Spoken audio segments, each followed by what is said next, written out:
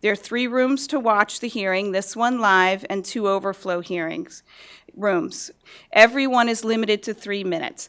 A full transcript of the hearing will appear on our website soon after today's hearing is finished. And since there are people that aren't in either the overflow rooms or up here able to testify, if you've testified, please make room for another person to come in. So thank you everyone in advance for your cooperation and understanding. I want to especially thank my fellow commission members. Each is here today because they want to be. They are not paid to be here. It speaks volumes about their commitment to public service, so I want to personally thank each and every one of them in advance. My name is Peter Mazur, and I'm General Counsel to the Metropolitan Taxi Cab Board of Trade. We represent the owners of 5,500 medallion taxi cabs that are leased to more than 20,000 drivers. This first chart shows average medallion taxi cab ridership per day, and we see that it's fallen 30% since 2013 from an average of 500,000 to about 350,000 or even less today. But passengers are still riding for hire transportation, and we see in this chart we've combined both the yellow taxi cab ridership as well as the ridership in the TNCs and street hail liveries, and we see the number has increased from 500,000 to about 700,000 passengers per day. But the problem is we've also seen a large increase in the number of licensed for-hire vehicles. The number was actually declining from 2008 to 2010 at below 40,000. It's more than doubled, and there are now 86,000 for-hire vehicles licensed by the TLC. The number of vehicles licensed far exceeds the rate of increase in the ridership, and what we've had is a net loss in the taxi cab revenue of over $350 billion a year. And this chart shows the decline in revenue on a daily basis in the taxi cab industry. That's a decline of over 15%. What does that revenue mean? That means that our drivers don't have money to feed their families. They don't have money to pay their bills or plan for the future. This is revenue that our industry members were counting on to fix their cars and pay their mechanics and buy replacement vehicles and, of course, to repay lenders.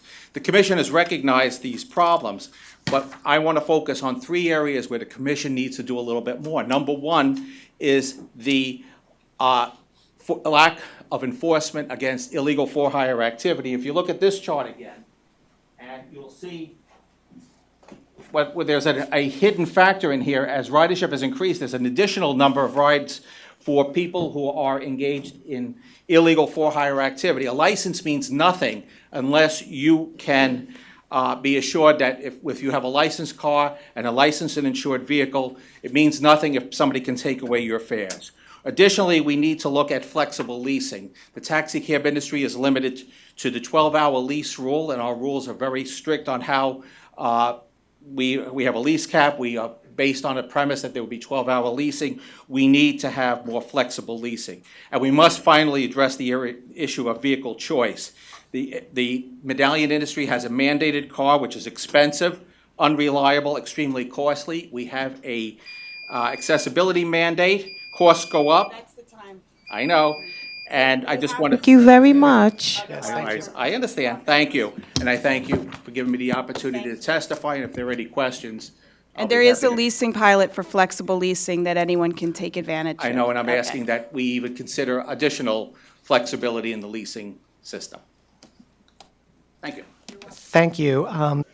Thank you, Chairman. Thank you, Commissioners. My name is Nikolai Hens. I am a yellow cab driver since 1988. I'm an owner since 1990. Why I am here? I'm supposed to be in the streets. I am here because of you. And I tell you why. Chairman, you said about 35,000 licenses more. That's mean for yellow or for the black cars? You have about $8 billion probably, or maybe more, maybe 9, but between 8 and 9, which you share with 50,000 cars until 2013 or 2014. Now, those money you share with 35,000 cars more. That's why I'm here. You took my money for exclusive rights to hail in New York City, and now you give it to others for free. Either all the taxes should be with $1 million or all of them free. It's your, your power to rule and to make the law. Make them all free or all of them with $1 million. You cannot have taxi with $1 million and taxi free. Because my investment is, I never can compete with people which got a free license. Competition is good for consumers, but it has to be fair and square. After 30 years, please, let me speak because they will cut me off. After 30 years, I am sick and tired to have millions rules on my back and others have no rules. Why is that? I am shaking because I am so mad. I cannot cry. I never cry in my life. Not even when I was 6 years of age and my father lost everything he had in Romania to the communism. We create new communism here, protecting the Silicon Valley, protecting the Google, Facebook, and others which put money to steal what other people pay, for the city. I was forced for 5 cars to dump it after 5 years, not even 200,000 miles, because of your rules of 5 years. Now you give me one more extension a year. For what? Give me my exclusive rights back. Yes. Don't force me to stay 14, 16 hours a day to recover what other people get it for free. I'm sorry to do other things what I have. Mayor Bloomberg said we have to save the environment. How? With SUV, which makes 7 miles a gallon, and they take, please let me speak. And others, they have 8, 9, 10 people. Do they pay insurance for 10 people? No. You're supposed to verify that. You forced me to carry the insurance with the policy in the car, and others, take. Thank you for your testimony. Thank you. Hi, Commissioner. Good morning. I am a yellow taxi driver, and you heard everybody, all the yellow cabs complaining. They're not making money. We're not making enough. We cannot pay the mortgage. We have problems in the house, with the kids, with everybody. We have a big problem, and nobody is helping us. Nobody. Like you heard, a lot of people, they losing the medallions. They losing the money, and this has to stop. And Uber is making everybody slaves. I knew it one day, it's gonna come this day. When I started this job, when the Uber came out, everybody was happy because they were thinking they're gonna make a lot of money. But today, after 5 years, you see these people, they don't even talk to you. They are so mad, all of them, because none of them is making money today. And worst days, it's coming. Now it's the beginning, but the worst days, as more drivers is coming in this business, low income they're gonna make. And you can see that, everybody can see that and can feel it today. But you are here to help us, and someone has to stop this. They cannot, the streets in Manhattan, it's getting like parking lots. It's getting dangerous for the emergency vehicles, for the police. Nobody can go out. And everybody, they know, all these drivers that are sitting here today, they know that, and they feel every day, we're like slaves, sitting over there for 12 hours in the streets, and not making money enough to pay our mortgage and whatever we have to do. So you are here to help us. You have to do something and stop that. You have to stop these people getting blood from these drivers. Even they are Uber or whatever they are, doesn't matter. They taking the money. I work, I start working. I said, let me switch from the yellow to the Uber. I want to work for them. And I was making worse than the yellow. Everybody was saying the yellow is not good. Today they have the different opinion because the yellow is much better than them. They're getting your money. They steal your money. I realized that. I had a fare. I saw the lady has $58 on her phone. She showed me the phone. And they keep the 36%, whatever, 25%. And then I text to them. I said, excuse me, you give me $25, $30 for this fare? And I saw. So I text to them, and I said, this is not fair. So they give me $10 back. Or to my son. My son is driving Uber today to pay his college because I cannot afford to help him anymore. So he's driving the same. He's doing the same. They taking his money. Plenty time he has to text them to get $10 more back.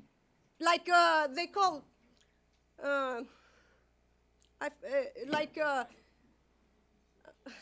how they give you money back like Rebate. Yes. Refund. So that's not fair. What mean you stealing my money and you give it to me the money back? after 10 days when I text you? So someone has to stop to do something in this. Everybody is going down. The business is going down. Thank you so much for your Thank you. testimony. Chair Yoshi and Commissioners, thank you for the opportunity. Some surprises today. The federal judge dismissed the Melrose case last week, but in dismissing the Melrose case, apparently she opened the door for redress. And based on that, in my comments, I proposed a compensation method where a fund could be created to compensate those segments of the industry that suffered financial losses. It turns out that it was, in my comments, it was based on a violation of 59B-08. And 59B-08 says that the TLC is responsible for controlling the growth of the industry, and they have to first establish that there is a need for more service. And when there is, even though they have to see how that increased number of licenses really affects existing vehicles. Well, it turns out that based on that violation, which was the premise for my compensation program, it turns out that 59B-08, I just learned today, only applies to liveries. It does not apply to black cars, and the TNCs are black cars. And I just want to add that I question that because in a black car in the rules, most people that take the TNCs are individuals. In the black car rules, 90% of the fares have to be paid on a corporate account.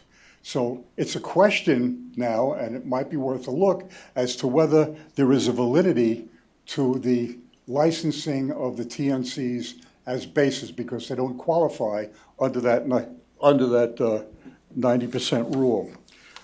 Just my last thought, as a separate matter, the Supreme Court decisions last Wednesday could relieve medallion taxi drivers of a financial burden regarding the high cost of credit card payments. New York State merchants will finally be allowed to add credit card charges to consumer bills without using the common discount for cash.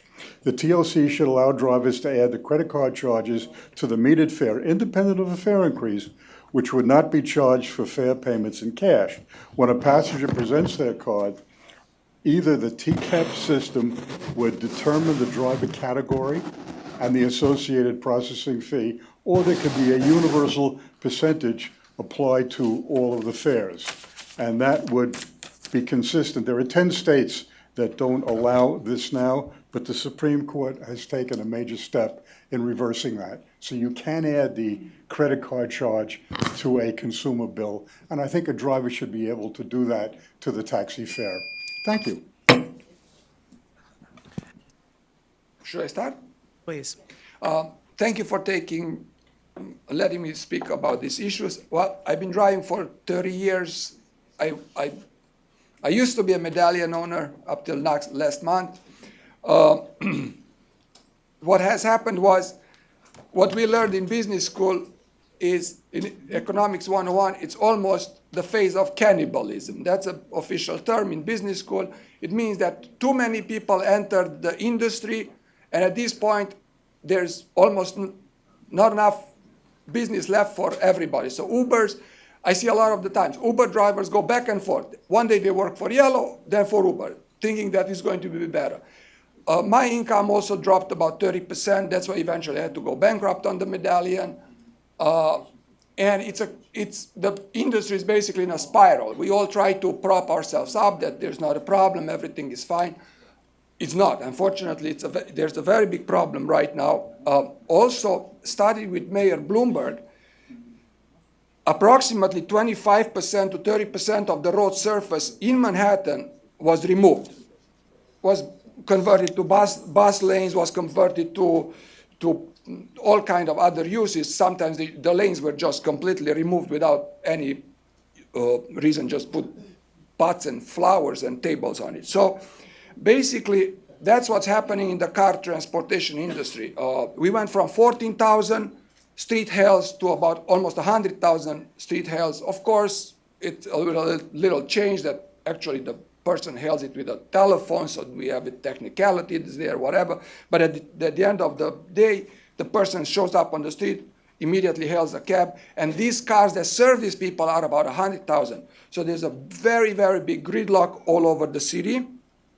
And so this, I think in 1937, when they established the medallion system, was to limit the number of cars transporting people in the city, because otherwise it comes to gridlock. Everybody wants to be in this area of south of 96th Street where you can make a lot of money versus other places. And we need to somehow regulate that the same way as we regulate the rents. The owner owns an apartment or an apartment building. He worked for it. He bought it with his own money. The city comes and says, no, you can't charge only this much. Even dairy farms. The milk in New York City is provided by a very specific number of cows. It's not, you cannot just buy a cow and sell milk in the city. So the same problem happens with the cab industry. We have to regulate the number of the cars because we have a very limited space. And I think the ways to do it, we should have a medallion system both for Uber and for Yellow and for the premium. Have a specific number of cars in each segment. Have a nice day. Morning, Commissioners. My name is Sergio Cabrera. I'm a medallion owner. I'm looking at these numbers that you have here, and it's kind of pretty easy to determine what happens when you have 156,000 drivers and 105,000 vehicles. You bankrupt the whole taxi industry. The medallion industry is bankrupt. The livery bases in the communities are bankrupt. The app companies are bankrupt. Uber last year lost $3 billion. I don't hear a lot about that, but they lost $3 billion. We have a steady decline. We're all headed in the same direction. Why? Because this commission decided to not cap the livery cars, the for-hire vehicles, but then there's no control. There doesn't seem to be any control on the streets of New York. I gave hundreds of thousands of dollars for the exclusivity of picking up passengers on street hails. You, Commissioner, have said this 1,000 times, that we are the sole group of cabs that are to pick up street hails. We need enforcement. We need zero tolerance. We are being swamped at the airports. We are being swamped at the piers. We are being swamped at the Javits Center. We are being swamped at the hotels, and not to mention the illegal activity that goes on the streets. If this commission just takes this sole issue as something very important, it's going to shore up our medallion system again, because it's going to tell the FHV drivers and everybody else in the industry that's not tolerated. And since most people are immigrants, they don't want to have trouble with the police. They don't want to go to jail. They don't want to have a $2,000 fine. They don't want to get in trouble, because that could give them even more trouble with immigration. It opens up a Pandora's box for them. So we need this commission to take the enforcement side of this problem to heart. We need it to be done expeditiously. Our industry is collapsing in front of us. We are just hearing stories about some medallion sale for $240,000, which it's just besides me how this commission, how the city of New York, how the governor killed this golden goose. You were wasting maybe $100 in expenses and selling medallions for $900,000. And now the mayor is crying because he doesn't have enough money for the 2nd Avenue subway. Thank you. I'd like you, if you Commissioners, thank you very much for letting me speak up here. Most of my points have been covered already, so I'm going to address this in a different way. And one of the questions to you is, it is or it is not the duty of the TLC to establish and enforce a standard for the well-being of the whole industry? I don't know much of the legality of your actions, since I'm not a lawyer, but I think it's immoral. The two fundamental principles that set the difference between the yellow cabs and FHB have been compromised or given away, and that is the hails. Now we have an electronic device, we call it e-hail. It is also like any other hail which service people ready to travel. It is service on demand, and that should never have been given away to anybody else. The other is meters. The use of meters is only is one of the principles that the yellow cab and green cab has used to have right now, but has been given away. And those are the core problems of this whole nightmare that we are facing right now. The yellow cab industry, for so many years, for decades, has been the gateway of immigrants for us to be able to succeed in life. This has been our way of life and the ability that gave us to send our kids to school for a better education so they can have the American dream. Our dreams, working 60, 80 hours a week for years and years, we didn't care. We were just satisfied because, honestly, we trust the TLC and the City of New York that they will fulfill their commitment also. We feel betrayed. We don't know just what is going on with this so much of unfair competition up there and the lack of enforcement. Now, it's not only the consequences. I hear that you want to hear the consequences of this. The consequences right now is homes, medallions, foreclosed, bankruptcies, marriage dissolved, unthinkable, equities wiped out. When it comes the time for me to buy a new car, I don't have the equity because most of the time we work out of loss. No money even behind on our payments. Our dreams and retirement have been shattered. And not only we are suffering as drivers, the pain and anxiety now it is in our families. I mean, working now longer hours and still don't make ends meet. Our health is getting poorer. So how much longer are we gonna take? Your actions for the good or the well-being of the industry is very important. And I think we should be addressing this head on. We cannot live in this way no more. Thank you very much. Thank you so much for your testimony. We just made it. Good morning, commissioners. My name is Carolyn Protz. I am an individual medallion owner. I won't go into the details of the losses in trip numbers, revenues, medallion values, rental income received by medallion owners, foreclosures. I'm sure you're familiar with all of the numbers. It's all on your website and in the news. I've listened most attentively to Commissioner Zoshi's frequent refrain regarding the primary goals of the TLC. They are safety, consumer protection, driver welfare, and accessibility. It's telling that no mention is ever made of the orphan stepchildren of the for-hire vehicle world. In short, the individual medallion owner. Together with their families, they comprise approximately 30,000 people. 30,000 people whose rights have been trampled under the guise of competition. Commissioner, whenever you're asked about this segment, the response is something about the free market. Yes, I read Ayn Rand too in junior high school. There is no free market. There is no free market because New York City already sold the franchise to us, the yellow taxi owners, for $9 billion over the last 20 years. And then you proceeded to give it away, that which we had already paid for. Why do you think unsuspecting immigrants were willing to give you over $1 million for the right to transport passengers on demand? They expected that you would enforce your own rules. They have been sadly disappointed. It's interesting that mileage by all for-hire vehicles is up 28% between 2014 and 16.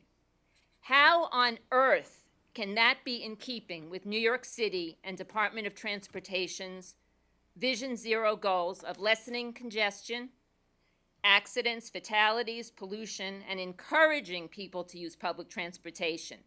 You have let loose a tsunami that you cannot control. With all the excess vehicles chasing too few trips, you have forced forced drivers to pick up illegally just so they can survive, and you know it, you said yourself, it's too lucrative to stop them. This situation unaddressed will only worsen. It's not an act of God, it's not a hurricane, it's not an earthquake. The problem was created, either by design or default, by New York City government, and the solution lies with you. Thank you. Good afternoon, Chairman, Woman Joshi, Commissioners, and my colleagues. My name is Satwinder Singh. I'm a member of TMODA, Taxi Medallion Owner Driver Association. Firstly, I would like to thank you for the opportunity to speak here today. We are going Do you through mind just repeating the name of your organization? TMODA, Taxi Medallion Owner Driver Association. Okay, great. Firstly, I would like to thank you for the opportunity to speak here today. We are going through the worst year and some of toughest challenges that we ever faced in the last 25 years in the taxi industry. Some of us already filed for bankruptcy. Some in the middle of it, others are planning to file it. We have many friends who have invested their lives into the city and hundreds of thousands of dollars, with the banks and credit unions now refusing to finance due to the drop in the value of the medallion. Many of my friends are unable to afford enormous balloon payments. Because of the same reason, Lakhwinder Singh, who's with me today, who purchased a wheelchair-accessible medallion 4 years ago from the city auction, have also gone through the same. Pradeep Sarmaji, 60-year-old man, he's next to me, owned 3.5 corporation, which is considered 7 medallions, is being forced to foreclosure by the banks and thrown out from his house with the 4 young children. Could you imagine losing everything in one shot, what he'd been working for 30 years? Another one, Mr. Pavan Kar, next to me, Pavan Kumar, owned an individual medallion, never missed the payment ever, and credit union refused to renew his balloon because of insufficient income, and they forced him to for foreclosure. Mr. Rangi was forced to put 15 grand to renew his balloon or otherwise have to file the bankruptcy. The question arises, why over sudden happening this? Who is responsible for this mess? Where did something go wrong? Let me say that. There's no longer a value in the medallion system because the city gave the right of healing away for free to the app-based companies, thus reducing the value behind the medallion system, and because of this, the banks refuse to extend loans as they no longer see that value. In reality, these app-based companies are cabs and cab drivers too. As the just other person said, when you raise your hand, what do you see? Cab and driver, and same thing when you press the button on the phone, same thing you do, doing that. Just without the stringent regulation and debilitating mortgages and yearly expenses, as your data says, that making more trips than yellow and having inspection once in 2 years, but yellow has a 6 inspections in 2 years. There are many differentiations in rules and regulations with yellow and app-based cabs, in fact, where they're doing the same as yellow doing. We are not against technology. That technology should be in our cabs. Technology companies have the right to make money through existing cabs like us, rather bypassing us and creating their own 50, 60,000 cabs, but misusing the technology can make someone billionaires and others slumdog like us. There are many more hard workers, full-time drivers losing their jobs, retirements, and their kids' future. Could you please help them in any manners, or could you please take medallions back with hefty loans? Thank or you will so the much city for your testimony. bail out? Thank you very much. Thank you. Thank you. Good morning. My name is Angel Fernandez. Try to make it very brief. I come from the banking industry, and I started as a yellow taxi because I needed the flexibility. Basically, and the money that we were making as a yellow. Uber came. I've been driving for 5 years. Then Uber came. I didn't see Uber as a competition because basically it was a door-to-door service, luxury cars, taxi. It's a totally different industry. Then Uber kept recruiting people. What happens is that now they have to lower their fare to compete with yellow taxi. I saw that my income was dropping 30% as a yellow taxi, so I became an Uber driver to meet and to pay for my bills, basically. So Uber kept recruiting and recruiting. So what happens is that they have to lower their fare. Now, I wouldn't mind if I'm a consumer, I wouldn't mind paying a little extra to have the comfortability of being picked up at my house, not go in the rain, not go out on the snow, the cold, the heat, you name it. But they kept lowering the fare, and now what happens is that I see my income dropping 30% again. So now my income dropped 60% in the last 5 years. This is the only industry that I see that expenses go up, that inflation go up, and our income goes down. This is the only industry that I see that is in the future. I see the future in this industry that is going to go bankrupt. There's not going to be money to be made to even pay our bills. Why? Because it's saturated. This is the only industry that I see that, as it was told before by one of our fellow drivers, that it's going to be probably in the future, it's going to be more drivers than consumers. And what's going to happen? None of us is going to be able to make money. Probably a little bit of money, not even to pay our bills, not even to provide for our family. So my point is, we should control. Thank you so much for your testimony. Good morning, Chairwoman Zoshi and members of the New York City Taxi Limousine Commission. I'm David Pollack, President of the Taxi Cab Service Association, or the TSA, representing New York City medallion lenders. Thank you for the opportunity to discuss lease caps. Since the last lease cap hearing 2 years ago, there's been a drastic negative change in the workforce willing to drive yellow accessible taxis, even with helpful measures such as paying a driver 50 cents for each fare in a wave vehicle and additional fees based on distances to pick up disabled fares. These measures have increased wave drivers' income, yet most wave taxis still stand idle.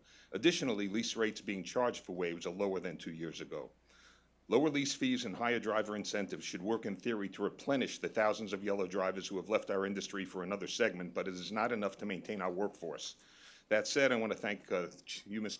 Chairwoman Zoshi, and the TLC commissioners for supporting intros 1474 and 1475, which should help to stimulate medallion sales by making it easier for current drivers, other men and women, to purchase a medallion. All this is still not enough for leasing agents, drivers, and owners to earn enough to earn a living, inclusive of paying their medallion loans. I ask this commission to look into wheelchair-accessible vehicle equality and consider mandating that all bases with 85% of fares that are app-based replace each retired vehicle with an accessible vehicle until 50% of all app-based FHVs are wheelchair-accessible vehicles. If the yellow taxi industry has a 50% mandate to become accessible by 2020, so should app-based FHVs. This vehicle equality will definitely help the disabled community and somewhat level the playing field when drivers search for the best driving opportunities. We also support an alternative suggestion made by the Committee for Taxi Safety that adds a fee to app-based vehicles to create an accessibility fund to be used primarily to increase the income of drivers of accessible taxi vehicles. Good morning. My name is Ibrahim. I have been a licensed for-hire vehicle driver for about 2.5 years. The for-hire vehicle industry has been the source of opportunity for many new immigrants who call New York City home. Over the past several years, the for-hire vehicle industry has seen an explosive growth in the number of drivers with the entry of the e-hail or app-based service providers. The promise of good pay and flexibility has attracted many. Unfortunately, the fierce competition for market share between the app-based service providers has turned into a rapid race to the bottom. The industry has quickly become oversaturated. The steady decline of fares year after year is putting many families in serious economic jeopardy. As I have detailed in the appendix, my income, personally, per hour, per mile, and per year has declined by 11%, 10%, and 8%, respectively, between the years 2015 and 2016. And I am the best case scenario. I am a single male, and I own my own hybrid car. And as more miles are driven on my car, I can only expect maintenance costs to increase and adversely affecting my income even more. I am here today to urge the Taxi and Limousine Commission to take the brave steps necessary to ensure that drivers and their families are not at the mercy of service providers who do not seem to have a sense of morality in their pursuit of market domination. And the primary tool for these service providers in maintaining or growing their market share is the reduction of fares. Ensuring that drivers are fairly compensated has several advantages. I would like to mention just two. The most important of which is the safety of New Yorkers. An underpaid driver is more likely to be aggressive, is less likely to yield to a crossing pedestrian, and is less likely to drive cautiously in a school zone. It is now the time for the Taxi and Limousine Commission to install the necessary rules for regulating fares and tips, market cap, base commission, including how that base commission is calculated. Thank you very much. We have 60 people waiting to get in to testify today, so we all have to give up a little time and space in order for them to come in and have their voices heard as well. My name is David Byer, and I'm the president of the Committee for Taxi Safety, which is comprised of licensed lease agents. CTS manages approximately 20% of New York City taxi medallions, along with the men and women who drive those vehicles. Together, we work to provide transportation to 400,000 people every day. Thank you for the opportunity to offer comments to the TLC on the economics of operating taxis and for-hire vehicles in New York City. We cannot separate the conversation of the economics of operating taxis without first reviewing the imbalance of rules and regulations between taxis and ride-share vehicles. The simple fact of the matter is that the taxi industry has been the only private transportation provider required to pay the bulk of all taxes, fees, and regulations, as well as have a 50% accessibility vehicle requirement. Many of these fees and regulations were put into place by prior administrations without regard to their impact on operating a business to provide transportation in a much more competitive market. As stated in multiple hearings and meetings, the Committee for Taxi Safety and others have consistently addressed these core flaws in the regulations, but the city has been unwilling to address the heart of the matter, which in large part is that it is impossible for taxis to compete in a competitive marketplace while being mandated to use only vehicles and technologies that are not popular with drivers or the public. Many medallion owners, which include drivers who own a single medallion, came into this industry because it traditionally made a good living. Its history has been a career path of its own, where drivers became medallion owners and had the ability to create a middle-class living where they could finance a home and finance their children's education. However, we are all watching the value of the medallion continue to decrease. A New York City taxi medallion just sold for $240,000, which is less than 1/5 of what medallions were selling for just 4 years ago. As we testified at the City Council Transportation preliminary budget hearing in March, the continuous decline of the value of the medallion has already had impacts on our own city budget. As previously stated, the accessibility requirement of converting 50% of all taxis has been a failing program, resulting in a detrimental effect on the taxi industry. From the start, the previous administration never worked with the broader transportation industry and the disability advocates to implement a shared, responsible, and fact-based approach to provide a greater access in a competitive marketplace. A toxic mix of an ill-conceived Taxi of Tomorrow program mandating the use of a Nissan NV200, a car not designed to be accessible, along with the prior administration's settlement in federal court utilizing an arbitrary number of 50% of taxi vehicles to be accessible, was all done without consultation with the industry or even the maker of the Taxi of Tomorrow about the viability of such approach. A better resolution surely could have and should have been reached. The Taxi of Tomorrow vehicle and accessible vehicles require much more gas than a hybrid, which is severely cutting into a driver's earnings. Hybrids predominated the taxi industry as they currently predominate the for-hire industry, and that means that drivers can earn more money as it costs less to fill up their vehicles. Today, as a result of these administrative decisions, drivers have left the industry, resulting in over 600 fully financed medallions currently sitting on TLC shelves and over 1,000 taxis. Thank you so much for your testimony.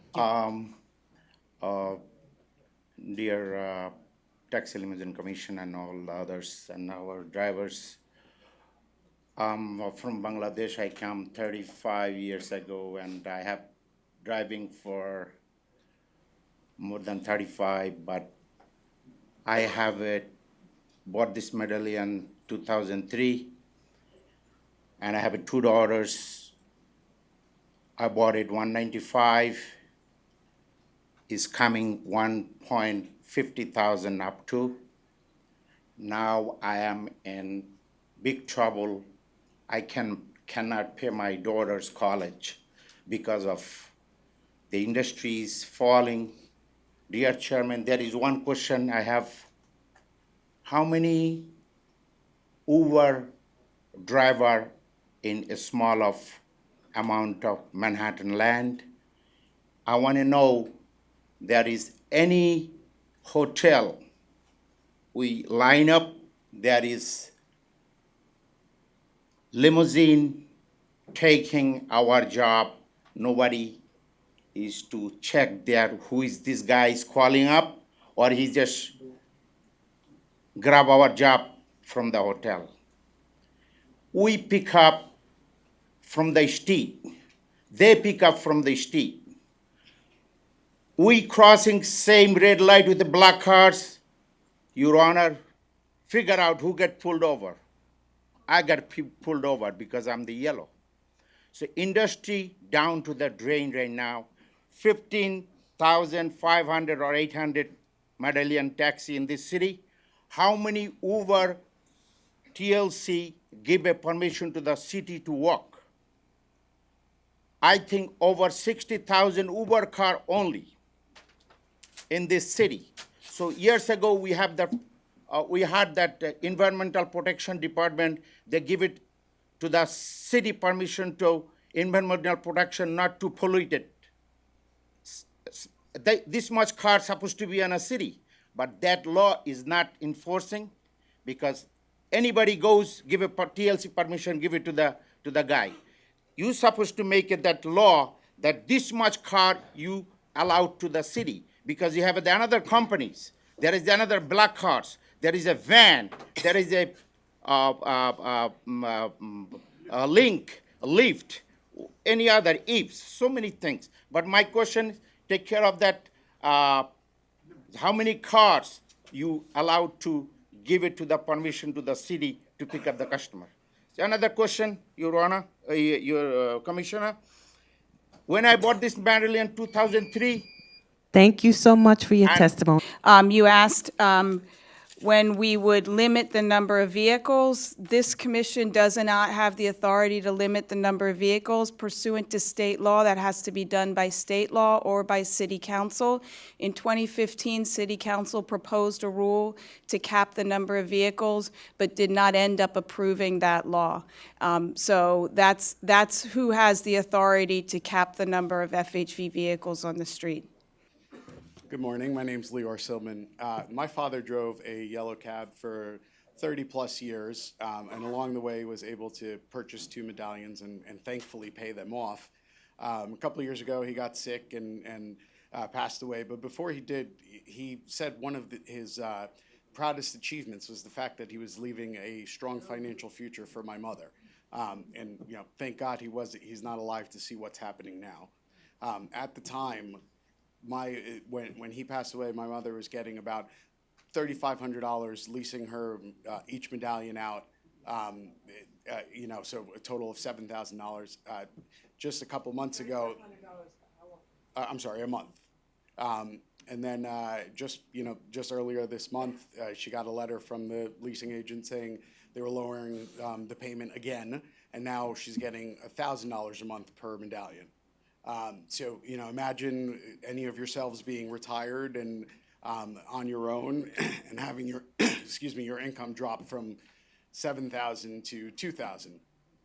Clearly, that's more than a 30% drop that, I've heard 30% up here a lot. That's more than a 30% drop. I think we all pretty much know the causes of the issues. So, I'll say yesterday I was coaching my son's baseball team, a bunch of 5-year-olds, and the ball came and everyone ran to the ball and everyone knocked into each other and nobody got the ball. And I think we're facing the same situation here in the city. As you mentioned, there's 150,000 licensed drivers, and everyone is going for the same fares, and the result is just destruction across the industry. Obviously, as you mentioned, you don't have the authority to limit the number of licenses out there or the number of cars out there, but there are other solutions that may help. I'm sure other people who are more involved in the industry have a better idea of what some of those solutions are, but Some that come to the top of my mind are obviously fare increases that are equitable for both the drivers and the owners. I know drivers often complain that the fare increases go only to the owners. As an owner or owner's son, I'll say, I think all owners would agree at this point, to make those increases equitable. And then also the regulation that the yellow taxi industry has to abide by, which including the accessible vehicles and other sorts of surcharges or MTA tax and things like that. They're just at a competitive disadvantage. Even if you can't eliminate all the cars on the street, at least let's not have the yellow cab drivers and owners be at a competitive disadvantage. Thank you. Good morning, Commissioner. My name is Mustafa Altan. I am a service-related disabled Vietnam veteran. I am proud that I served my country in spite of serious medical problems I suffered and continue to suffer for 25 years. I don't look for sympathy. I look for justice. Yes. I had to sell my business due to my health issue and purchased 1 minute fleet accessible taxi medallion in 2004 from an auction for $535,000. I paid New York over $500,000 for my medallions. Since Uber unrestricted growth in New York City negatively affected taxi medallion owners' income. In 2014, my average monthly income from rental of 2 taxi medallions was $5,616. So far in 2017, it dropped to $2,800. This is over 50% drop. Little over 3 years, this is not fair. I am a New York State resident, paying my taxes here. My broker, driver are New York resident as well. All the income we generate stays in New York, and we generate revenue for New York. On the other hand, Uber is owned by billionaires from out of town. They are collecting profits and take them out of state. Uber has false advertised and lured so many hacked licensed taxi drivers to drive Uber with false promises. I personally met and spoke with several Uber drivers. They are not happy with the Uber's promises and constantly changing fares. Traffic due to my medical condition, I visit several doctors and hospitals in New York City. It used to take me hour and a half to get there. Now, it takes me about 2.5 hours. Manhattan traffic is unbearable. I don't trust those reports say otherwise. Time after time, I counted TLC plates on for-hire vehicles, and I noticed that 7 out of 10 cars had TLC plates. This does not include yellow medallion taxis. Many times I came up with the same results in Midtown Tunnel as well. Manhattan's unbearable traffic is caused by Uber's unlimited growth.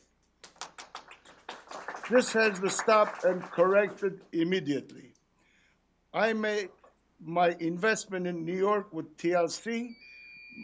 Thank you so much for your testimony. Hi, good afternoon. My name is Mohammed Tipu Sultan, driving since 2004 after I quit college. The reason I came to taxi industry, I see the bright and living with little under the poverty. I knew about the taxi industry, how their income, what it is, but I still try to survive. That's why I come to the taxi industry and try to continue my education. But then I have a family, Diana, I married, the plan changed, and I have 3 children and my wife living in Brooklyn. And currently, still I'm driving a taxi and participating 2 classes in Brooklyn College, American Dream. So American Dream in the education is almost failed. American Dream with the surviving with the minimum wage is also failed. And the dream I see in a TLC is also failed. The reason how I gonna say it, there is 150,000 taxi driver. They're driving yellow, green, Liberty, Uber, Lyft, they're all driver. Currently, around 90,000 cab in the city, yellow, green, Uber, Lyft. None of the driver are living with the minimum wage limit. And I believe that you are the commissioners are the responsible for this current situation. Where is the Uber closing?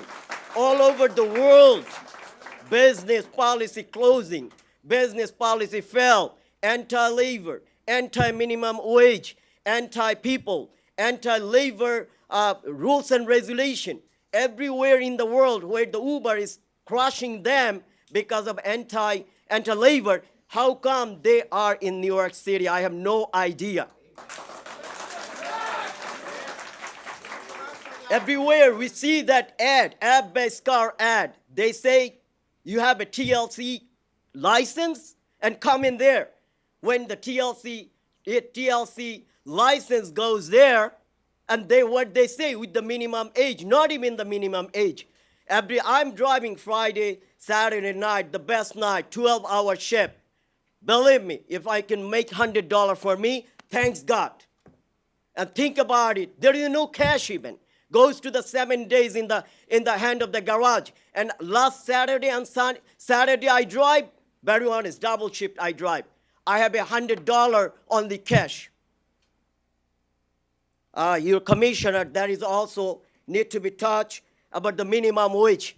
It's all over the minimum wage going up. And TLC should think about the improvement of the taxi driver. I mean, Uber, Gat, Lyft. And we do not want any special company, any special organization get the privilege to use driver back. Thank you so much for your testimony. Thank you so much. Ask again for people to rotate out of the room. There are a lot of people that would like an opportunity to speak, and everyone who's spoken and remains in the room is taking that opportunity away from another driver. Hi, everybody. My name is Christian Libramonte. I'm here on behalf of New Yorkers for Equal Transportation Access, as well as Gotham Government Relations. Now, today's hearing is about industry economics. As noted by the TLC, the for-hire industry has been expanding exponentially in such a short time. Specifically, this commission is soliciting testimony about the effects of this growth in the industry. The growth of the for-hire industry has had a horrific impact on the medallions. One of the biggest effects of this growth is the illegal actions taken by black car drivers. I have footage on this computer of mine, on video, of the illegal actions taken by black car drivers, and I will show this to you really quickly. And we can also take a copy of that. You feel free to email it to us. We'll make sure you get a contact in the back to do that. Okay, great. So a few more things. So I'd like to do some points here. One is that the medallion value has dropped 70% in spite of the TLC statutory requirements to protect taxi medallions. For-hire vehicle crashes have increased as the TLC changed its rules to allow app drivers to interact with apps while driving, which is forbidden for taxi drivers. Accessible cabs has decreased. No accessibility mandate for TNCs like taxis. Congestion in the streets has increased because of the failure to perform required environmental reviews. Full EIS for adding 2,000 accessible taxis in 2012. Non-hybrid cars have increased. TNCs, unlike taxis, can choose whatever cars they like. Safety in cabs has decreased. TNC is not electronically monitored like taxis. Safety in cabs has decreased. TNC not electronically monitored like taxis. Illegal pickups have increased. Legal cab activity at the airports has increased. Driver welfare undermined. City and MTA revenue suffered huge losses, and no accountability or regulatory scheme to track dangerous drivers. Now, what I wanted to go into was the footage that I took. One was at Pier 88 on 48th Street and 10th Avenue. There were solicitors taking rides and poaching rides from taxi cabs. Now, when I went back a second time, there was a officer enforcing the yellow cabs only, and that was perfect because there was only yellow cabs. There was no solicitors taking rides from yellow cabs. I also went to 59th Street between 5th and 6th, and there were black cars lining the taxi stands, and that's not supposed to happen because it's for taxis only.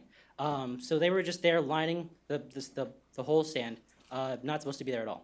Also on 230th Street off the 1 train, 2 train actually, they have a taxi stand as well, a taxi relief stand, and that was also lined with black cars. Now, a police car did pass by. They talked to the driver for a second, and then they drove off, and nothing happened. So those were the points I want to bring up, and thank you for your time. Since I only have 3 minutes, let me go straight to the rules.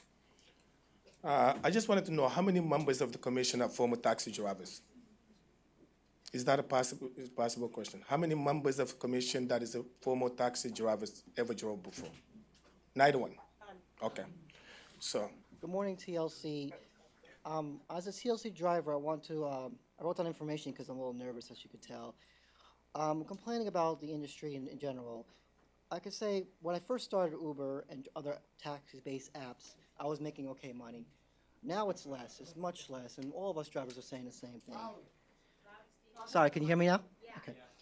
Because of Uber and other apps like that, they made us earn less money. We earn minimum wage in less than minimum wage in New York City and other apps and other cities as well. I have evidence I submitted to you guys, proof that we are making less than minimum wage factoring expenses. It's tough to drive, and we're providing a public service, but we're not treated as such. My experiences from this day is really hard for me and providing for myself and my family as well. I did some research, and you guys have a cap on yellow cabs. I don't know if you can put a cap on for hire, but that'll be a very good start to put. Taxi and TLC apps like Uber, Lyft, Via, Get, whatever you call them, ride-share apps, doesn't matter. They treat us bad, and Uber was the start of it, to blame it. I have gotten to the point where people, I've talked to drivers, other drivers, they can apply for Medicaid, driving. That doesn't seem right. Why should I be able to get government help to drive, to make very little income? It just makes no sense. Multiple drivers have told me they can apply for Medicaid and show me they got a Medicaid card working. What the heck is going on? I should be able to make a decent income, pay my taxes, and make a living. I don't know why I can't make any more. It's really tough. Sorry, I'm still stuttering. Because of all the drivers in the industry, hundreds of thousands of drivers that are coming on board, Uber wants your grandma, your grandpa to drive, your uncle's friend to drive. They don't care. They just want to put more drivers on the street. Just congestion reports on New York City about these issues. Please cap the industry. The IDG proposed $250 net income, not counting all fees, tipping, and stuff. That's a good start. Perhaps even going further to regulate fare. With you guys can do a taxi app for the city. Maybe that would be a good idea.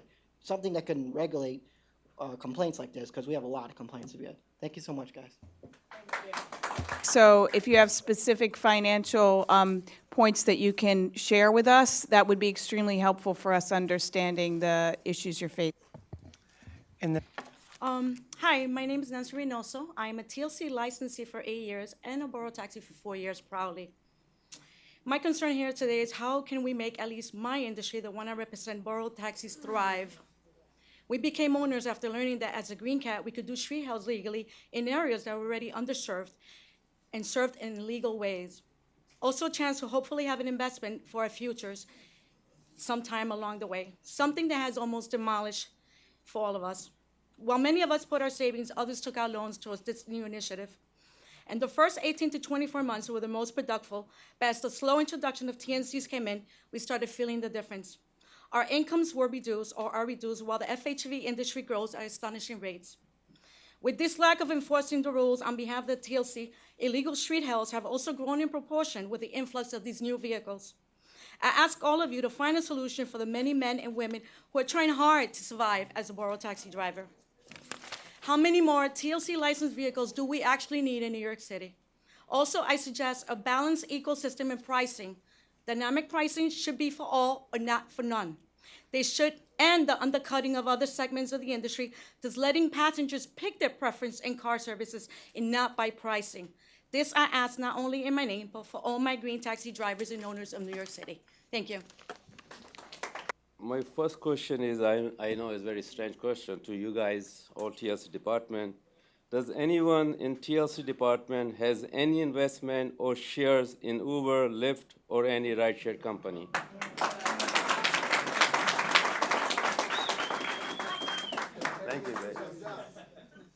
The reason is why I'm asking this question.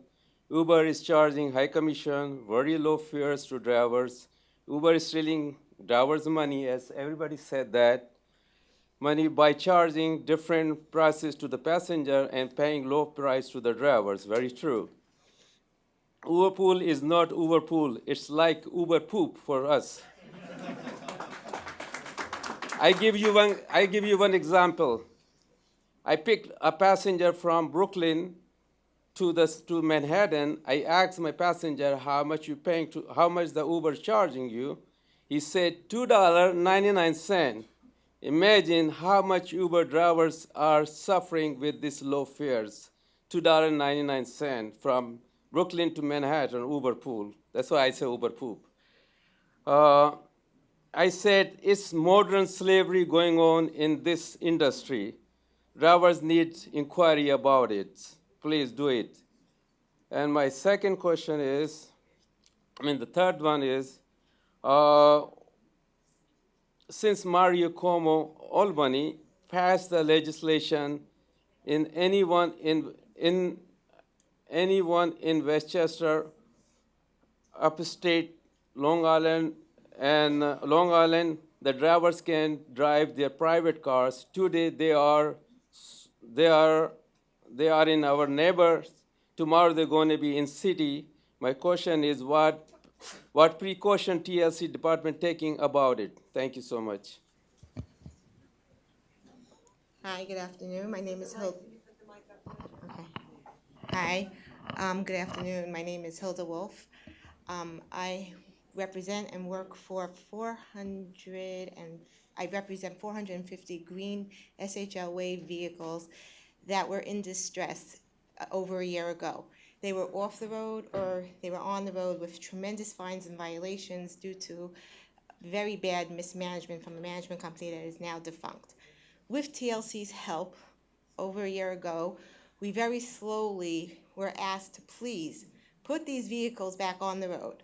The investors who own these vehicles are outside investors and not owner-operators. They are businessmen who wanted to invest and believed that they could, A, make a nice passive income from this, and they wanted to also help. It was a very interesting kind of investment where you can also actually be charitable at the same time. We put the cars back on the road, most of them, like about 300, back in September.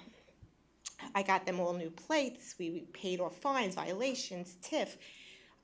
We had a tremendous help from the licensing department, and I'll thank them at the end of my little speech here.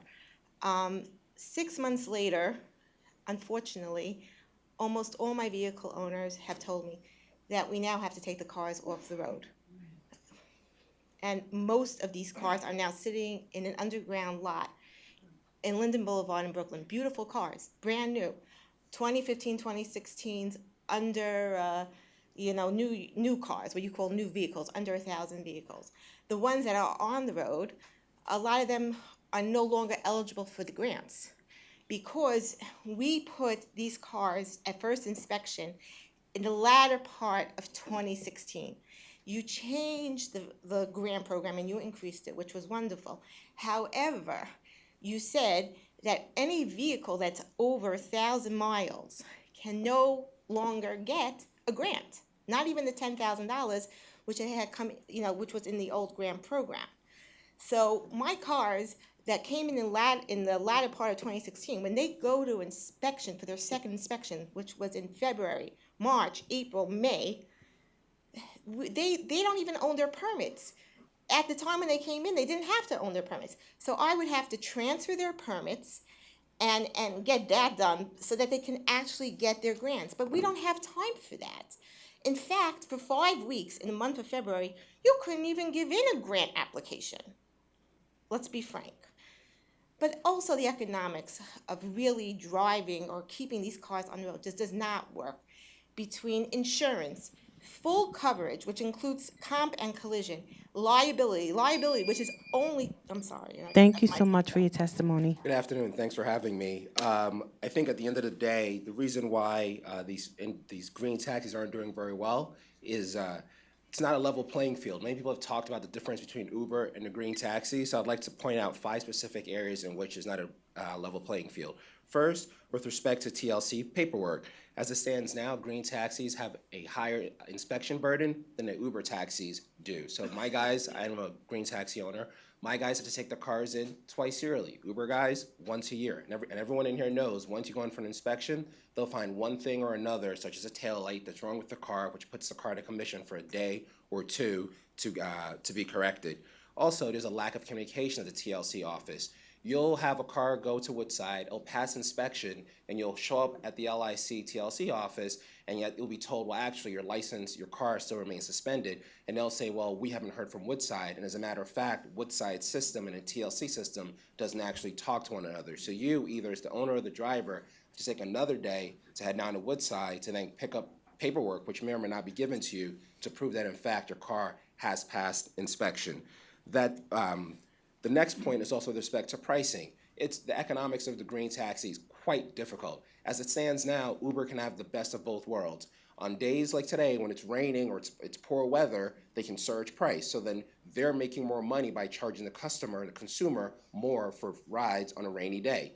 As a green taxi owner, you can't. You're on the meter, so you can only charge one set fare every single day. So on a day like today, you lose out on the upside. However, Uber then can also undercut the market. So with products like Uber Pool, with Uber Special 8 airport fares, a rider can pay $32 to get from Central District Manhattan to JFK. That same trip, either from an outer borough or from a yellow taxi, would cost you $52. So frankly, why would a consumer pay money for either a yellow or a green in that context? The fact that Uber's pricing is controlled by them as a private actor, while greens and yellows are stuck to the meter, is another reason why there's a vast difference between the two programs. Finally, with respect to the wheelchair and the Uber Pool requirements, green taxis, we have to have a wheelchair because we're mandated by the state to have 50% wheelchair accessible fleet. So we as the owners have put the money and the time into creating these fleets. However, you turn around with a minivan, I have Dodge Grand Caravans, and my driver can't do an Uber Pool. But once again, an Uber driver can turn around and take that same car and take more than 1 or 2 passengers, once again creating an economic disincentive to be in a green taxi business. The other point I'd bring up very quickly with 20 seconds left is also on insurance. There's, again, a difference between what Uber drivers have to pay for insurance and what a green taxi wave owner has to pay for insurance. These points, pricing, coverage, insurance taken together, leaves it economically not viable to run the green taxi business, notwithstanding what the government would love for us to do. Thank you. I work for Uber. Before Uber, I used to own a base. I sold the license to Uber. Since then, I work for Uber. So far, it's 2 years and a half. In 2 years and a half, the first year was good. The second year is bad, and this next half year is getting garbage. It's getting worse and worse. Whatever the driver is trying to explain, in 3 minutes is very hard to explain. But basically, we're going to tell something about you guys. It's Uber, a big corporation, make a lot of money. The second company who make a lot of money from us is Taxi Limousine Commission. Because the you just imagine, 150,000 drivers plus 100 cars, 100,000 cars. All those people is paying for this line, for this office. We're paying you salary, and you guys are not doing nothing. And let me explain to you why. You guys not doing nothing. TLC milking and the drivers. All the city is no standing, no parking. When TLC inspector comes, they stop you, they give you a ticket. Who has to pay? The driver. The police, NYPD, any mistake, NYPD give you a ticket. They will not give, all those immigrants, they don't speak English. But when some American who has police car, police association, they show they speak good English, they get away with tickets. But the stupid immigrant who doesn't speak English, they get a ticket. And that money go to New York City. The next who's milking all the drivers. Okay, we talk NYPD and TLC. traffic agents. All the citizens, no parking, no standing. You stay in some place waiting for the passenger. And I call them trained animals. They are animals trained by New York City. They stand behind the car, they took your plate.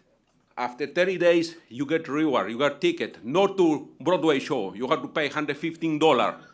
And that is, you guys is milking in the drivers. And now what? What is the last? The last thing who's milking is those arrogant and selfish New Yorkers. Because any mistake what the driver make, they complain. When they complain, what happened with Uber? You go in a pothole, and the smart rider complain what the driver went to the pothole, whatever, blah, blah, blah, and they claim the money back. Thank you so much for your testimony. New Commissioner, my name is Jose Wagalo, members and fellow drivers. Couple of points, hope you can help us. I want to start with the wheelchair accessible situation, which really is destroying the industry and personally destroying my health and myself. As you know, TLC forced the regular and restricted medallions to become wheelchair accessible vehicles. So the same problem we have with the existing wheelchair vehicles, where we as a wheelchair vehicles, we are happy to serve the wheelchair community. Unlike the NT companies like Uber, Lyft, Via, and Get, they give a damn about the community. But we as owners of these become wheelchair medallions, we are being punished by your commission. And very hard to make mortgage payments and all expenses come with this. And that cost hundreds of medallions, wheelchair medallions, and you know that they're in your shelves, and TLC shelves. And there you go. With those medallions burning the retirements of many people's, my own retirement, which I worked so hard for it, and the American dream. My suggestion is very simple. As you had the power to change an unrestricted medallion to a wheelchair medallion, you should also exercise the power to put the drivers, regular drivers, to drive wheelchair medallion. Put a period of time. That has to be forever. You put us to hold 4 years in a wheelchair vehicle, so at the same time you have the power to change and put all the drivers. Every driver that has a TLC license should be able to drive wheelchair vehicle. And I don't know why you can't solve the problem.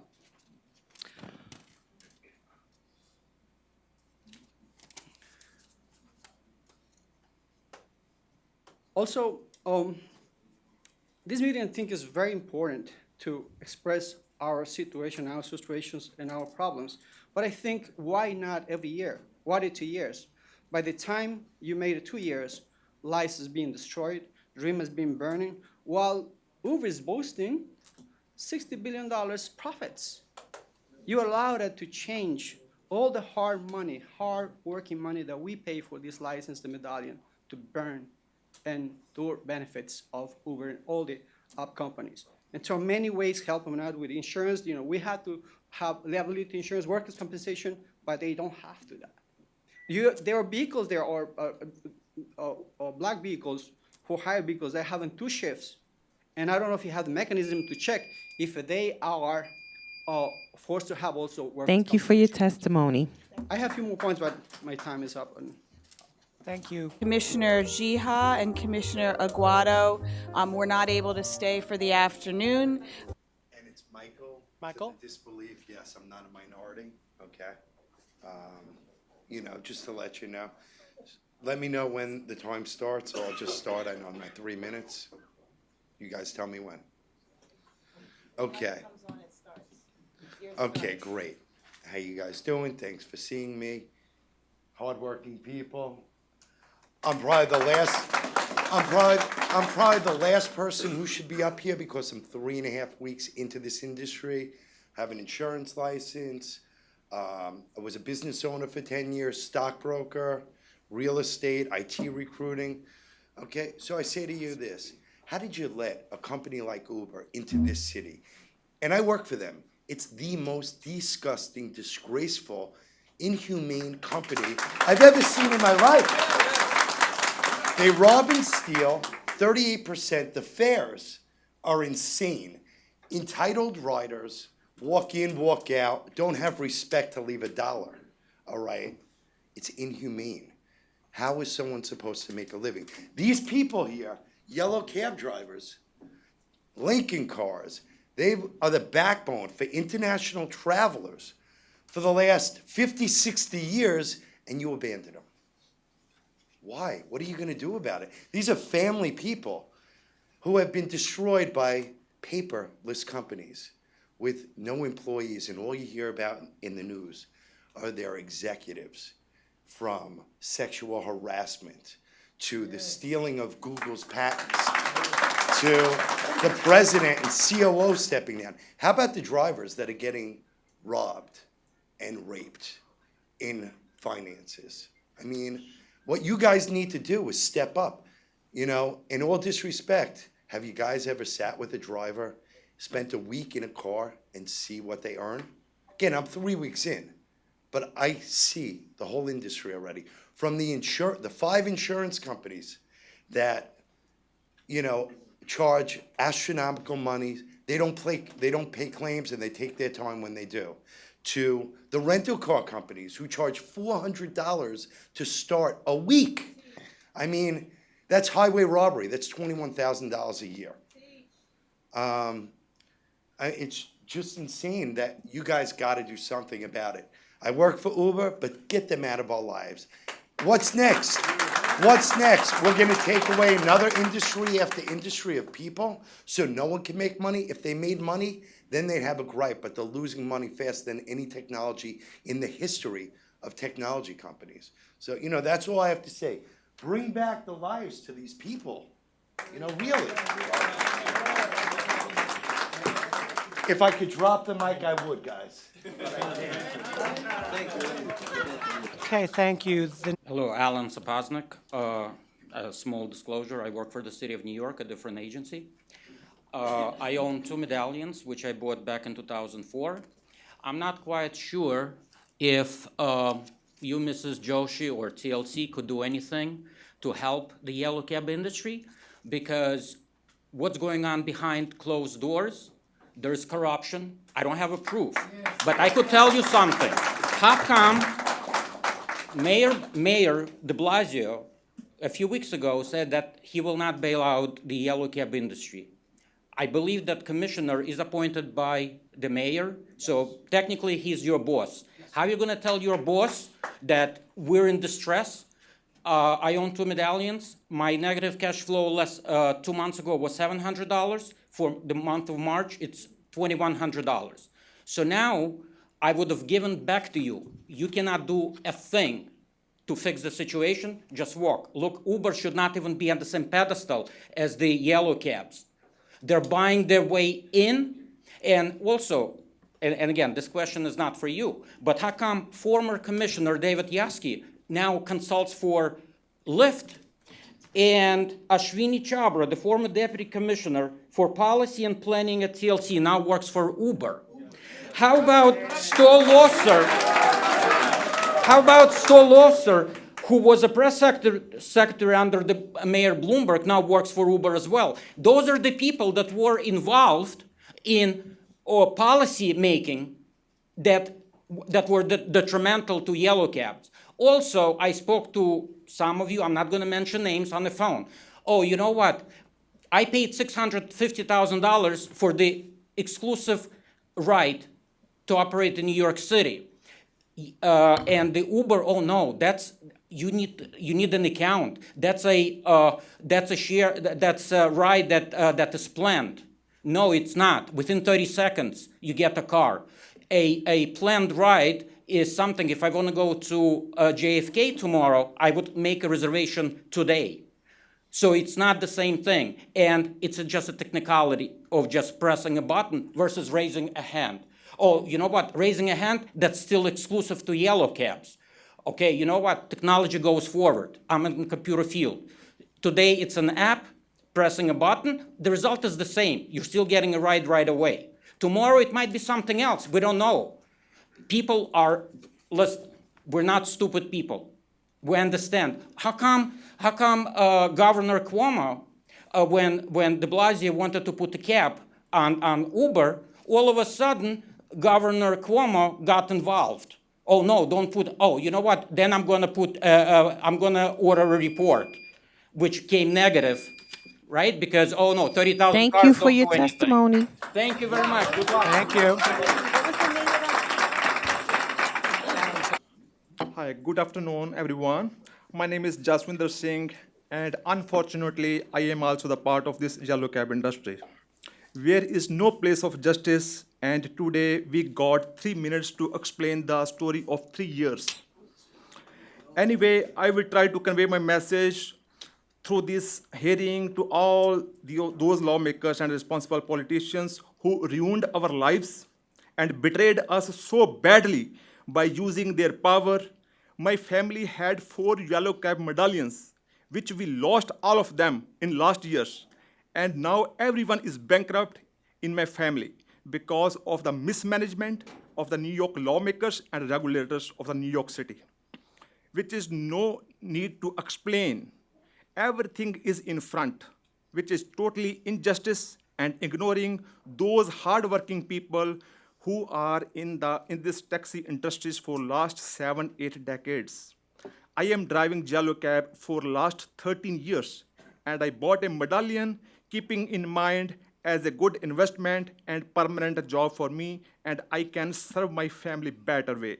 Because I believed at that time this industry is being controlled and managed by the most responsible and trustworthy administration of the New York City. We had a blind faith. We had a blind faith on them and keep on working without any fear of losing our job for last 12 years. But few years before, city betrayed us so badly which could never expect and shaken the future of our lives, where we won't be able to revive it again. Everybody knows what the city did. I don't want to repeat it again. I lost my driver and could not find another one and drove alone for 14 months. But unfortunately, I could not make my mortgage on time and bank repossessed my medallion. In spite of my several humbly requests, they didn't hear me and put the $1 million lien on my house too. After filing the bankruptcy, I am still in big debt. Who is responsible for that? There could be so many ways to protect and keep and maintain the yellow cab industry by keeping these e-hail-based companies also. But none of the intelligent lawmakers tried it ever. As usual, power takes one-sided decisions, and they did. And we have no right to ask anything. We are crying for last 3 years, but we never been listened. And here I want to ask some questions. We bought the medallions by keeping in mind, by keeping blind trust. Is that our fault? Why we are being punished? Even behaviors of stepmother is better than yours. If you are really serious, don't give us. Thank you so much for your testimony. Just a second. Please don't give. Thank you so much for your testimony. I'd like to get one of the members in the back to get your contact information because it's clear you have a lot more than 3 minutes. Right now, and I am helpless. Who is responsible for my loan? Everybody is suffering, and nobody was listen. For last 3 years, I was in the newspaper, in the media. I spoke in the city hall. We went to the Albany. Nobody want to listen. This is the first time that you invited us, and we just got 3 minutes. We have very long story. We have a lot of drivers. Yes, good afternoon, dear commissioners.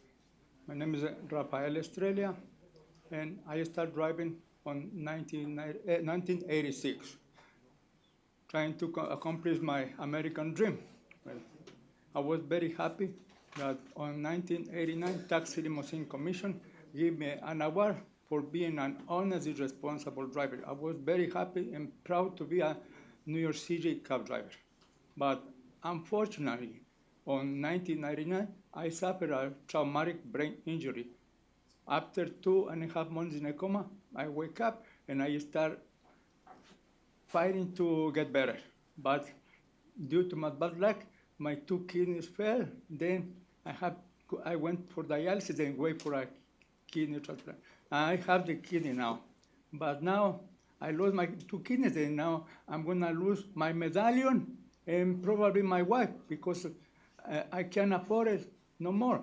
I had 2 drivers that they put the food and the payment for my mortgage until the last month when one of the drivers, he quit, and now I just have 1 driver. I don't know what to do. TLC gave me an award. Now I would like TLC give me an financial advisor to do something for my life, or probably, I'm gonna be being a yellow cab driver, proud to be an honest cab driver. I'm gonna be proud to be the homeless in front of the taxi limousine commission, because until now I didn't receive 1 penny from the government. Everything comes from my medallion. But now I really don't know what to do. Please, dear commissioners, try to give me somebody to help me to not go to bankruptcy, because I still have my wife in hopes to keep going and going. I'm like a rabbit. I'm like a turtle that I walk slowly to accomplish my dreams as the American people that I am now. Thank you very much, and I hope you listen to me and I have some result, good result. Thank you and have a nice day. Thank you. Good afternoon, Commissioner. Good afternoon, other TLC staff, and more importantly, good afternoon, fellow drivers. My name is Freddie Tello. I'm a black base owner of a base called Semperide. I retired from the military after 22 years of service, and then I opened up the base shortly after my retirement in 2012. My first experience with this industry was with Uber, and like everyone else here, I was sold on a dream. I was sold on a lot of promises. I was sold on a lot of great opportunities, that were presented, but only, to come down crashing, to what it is. Fast forward today, an industry of, that has been undervalued, underappreciated, and certainly being transformed into what it's not. So the TLC set up 3 levels of bases for a reason, right? Livery, black car, and luxury. Uber, not just Uber, but all the TNCs have transformed the black car industry into something that is probably sub-level than livery. I mean, I don't even know how to describe it. When you're using black cars, $80,000 vehicles to pick up $3 fares. In that note, when I open up my own company, I'm here also to fight on behalf of the other black car base owners, because it's very hard out there. The competition is not leveled. It's totally unfair. When I have people calling me to get prices, and as I did, at the beginning when I set up the base, I submit my prices to TLC. I don't change my prices dramatically like other companies do, like the TNCs do. They're very shocked when I hear my prices, because the customer is now always thinking $3. So it's hard to make a living. It's hard to stay in competition. It's hard to stay in business. I set up a wheelchair accessible program within my base because I thought that was important, to be able to serve everyone equally. And then I'm not making money with that either, because obviously I didn't even, as a black car owner, I was not able to get any kind of grants, any kind of subsidy. Even though I pay the same TLC fees, I pay, diamond stickers, I go along with all the insurances and all the other regulations that everyone does. The black car industry is looked at as a, outcast, or I don't know what. But, I'm trying to offer a service to the community, after I was able to do my own service, and I feel that I'm being shortchanged and a lot of obstacles in the way. I feel that the TLC could do more. I know that you're here to regulate, but you also should be here to train. And the reason why you're getting so many complaints and so many people coming here today is because this should have been set up a long time ago, or more periodic, so people could actually come and you could listen to the things and not let it accumulate, 5 years down the road. When I was sold that dream in 2012 as an Uber driver, I was one of their poster childs, if you would. If you go onto the website, you'll see me. They wanted to advertise my veteran status, to bring other people in, because they're masters of advertisement. And Thank you so much for your testimony. thank you for your time. Thank Hi, good afternoon. I'm Betavi Desai. I'm the executive director of the New York Taxi Workers Alliance. Oh, gosh, I gotta tell you, it's like half my heart is just crushed and the other half is just on fire. And I imagine most people in this room feel this way. I mean, you've heard me testify for almost 21 years, and we are an organization of 19,000 drivers, and all we have ever done is represent drivers' interests. And in my 21 years of organizing in this industry, I have never seen people in such crisis. You know, just hearing of, I mean, the bankruptcies, the foreclosures, eviction notices, having to answer. I now go with, phone calls about homeless services, to people wanting to know about suicide prevention hotlines. There is such a deep-seated level of crisis among the drivers. I have to say to you from the bottom of my heart, I, as an advocate, just on some days don't know what to do. I mean, this is a serious human crisis because of the financial play that has happened in this industry over the past 3 years. And it just brings me to serious concern about what people's futures are going to be looking like, and certainly the level of crisis that they're facing today in their day-to-day life. It's a vicious race to the bottom. To starve the taxi driver, Uber starves the Uber driver. That's the heart of it. They drop the fares, which leaves drivers in crushing poverty, and they do that so they can poach the fares of the other sectors. No driver wins in this race to the bottom. The issues that Uber drivers have been talking about, upfront pricing, that's where Uber would say to the, quote, one price to the passenger and pay the driver something else. One thing you should know is not only does the driver get shortchanged on the amount that Uber collects from the passenger, but on top of that, if Uber had the tax amount that Uber has to pay on the higher fare that's paid by the passenger, they charge that higher tax amount to the driver. That comes out of the driver's pay. Most drivers don't even know about it. The sales tax and the black car fund surcharge, again, come out of the driver pay. The predatory leasing. We have a member who was granted unemployment by the New York State Department of Labor. He was unemployed. He was found to be unemployed on the grounds that he earned poverty wages. Jeff was a 4.8 five-star driver. On weeks where he worked 45, 50 hours, there were weeks where he earned less than $5 an hour. He is completely bankrupt by that economic policy. Thank you so much for your testimony. Thank you very much. Okay, there is power that you do have as regulators, and I hope the number one thing you do is take the tapes of the testimonies of the drivers, deliver them straight into the hands of the mayor, and ask him to wake up and fight this fight. It's far from over. Thank you. Good afternoon, Commissioners. Commissioner Moreno, we're here again. Okay? I've been here many times before in front of you. I don't understand why an organization that has the word taxi as the first word in its title forgets about the industry or entirely. When are we going to realize and admit the fact that the taxi industry is dead?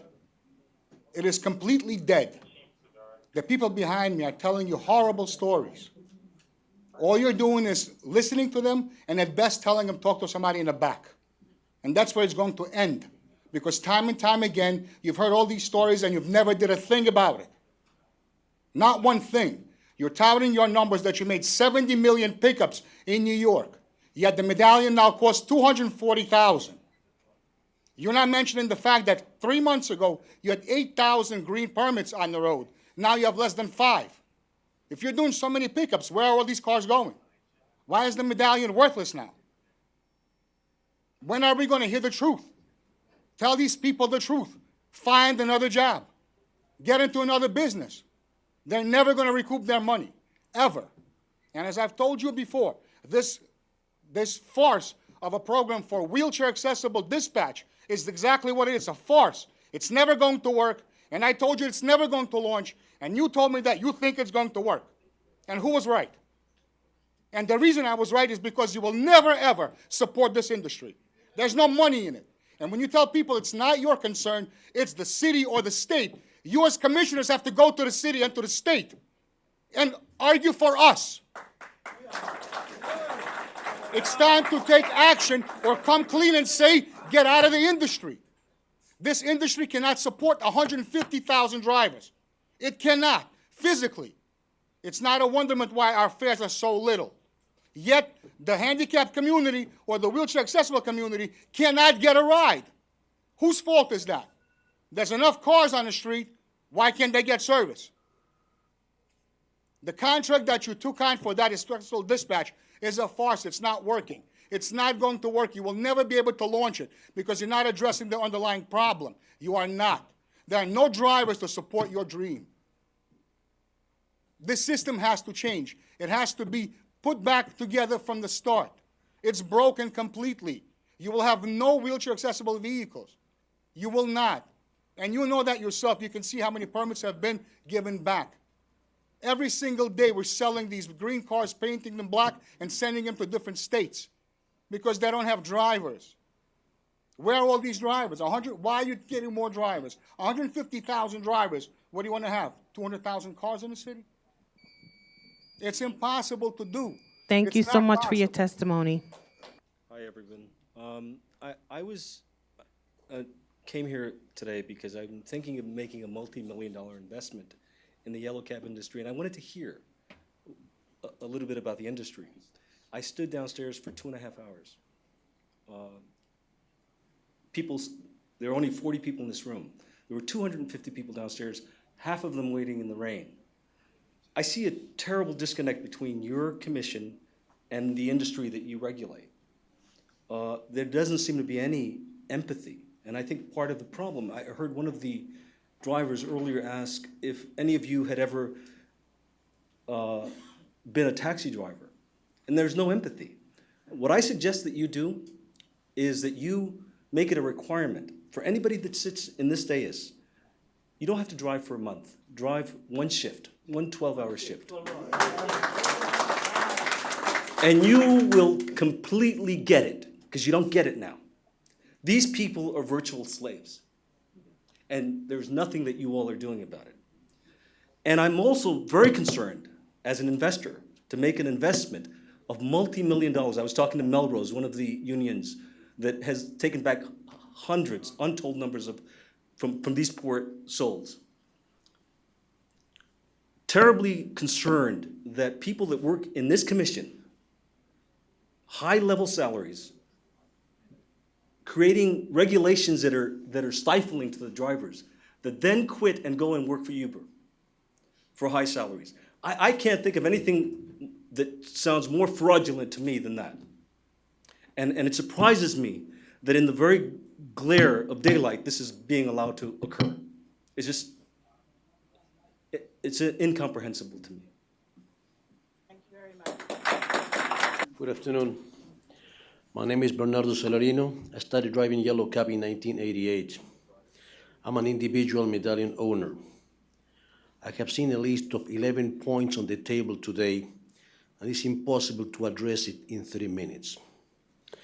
But if I have to ask the TLC chairwoman or the TLC council members, what was the input today received by the Drivers Advisory Board regarding those 11 points, the answer will be, what is the Drivers Advisory Board? Local law number 60 of the year 2003 was never enforced by either TLC or NYC. It is time to do it after 14 years of being sleeping in the public library, and to create the Drivers Advisory Board. I want to be part of that Drivers Advisory Board representing independent medallion owners. And hopefully soon we can go back to the hack bureau of the NYPD. Changing the subject, the not in motion time should be adjusted from 50 cents a minute to 50 cents every 50 seconds to increase the not in motion time from $30 to $36 an hour. Regarding tolls, the yellow cab industry has been sending money to MTA for all these years.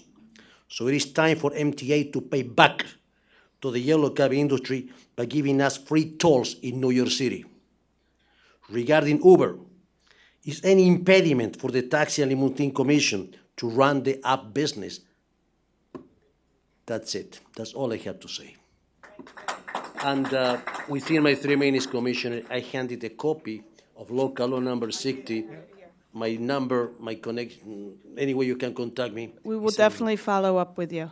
Please Thank you. do it. Yes. How are you, everyone? I'm a little bit sick, so I just come in to talk to you. Me and my partner, we bought a medallion like 2014 from auction. We put an auction 763, so we didn't win. We buy from private owner 880 plus tax, city tax 940 altogether. So we have a loan like $815,000. So our payment is monthly. Before was $6,000, now it's monthly payment is $5,000. So we can even make a payment for the mortgage. We don't make money for the. We make very less money for, not even for mortgage money. So me have 2 kids, my partner have 3 kids. So we have a very hard time. So we have no choice right now what to do. Maybe can you help us, or maybe take your medallion back.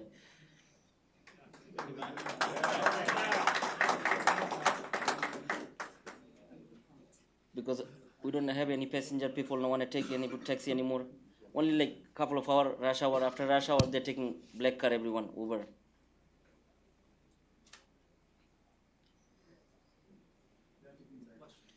I'm sick, I'm still working for the making for only for payment. Can I ask you, do you have trouble finding another driver?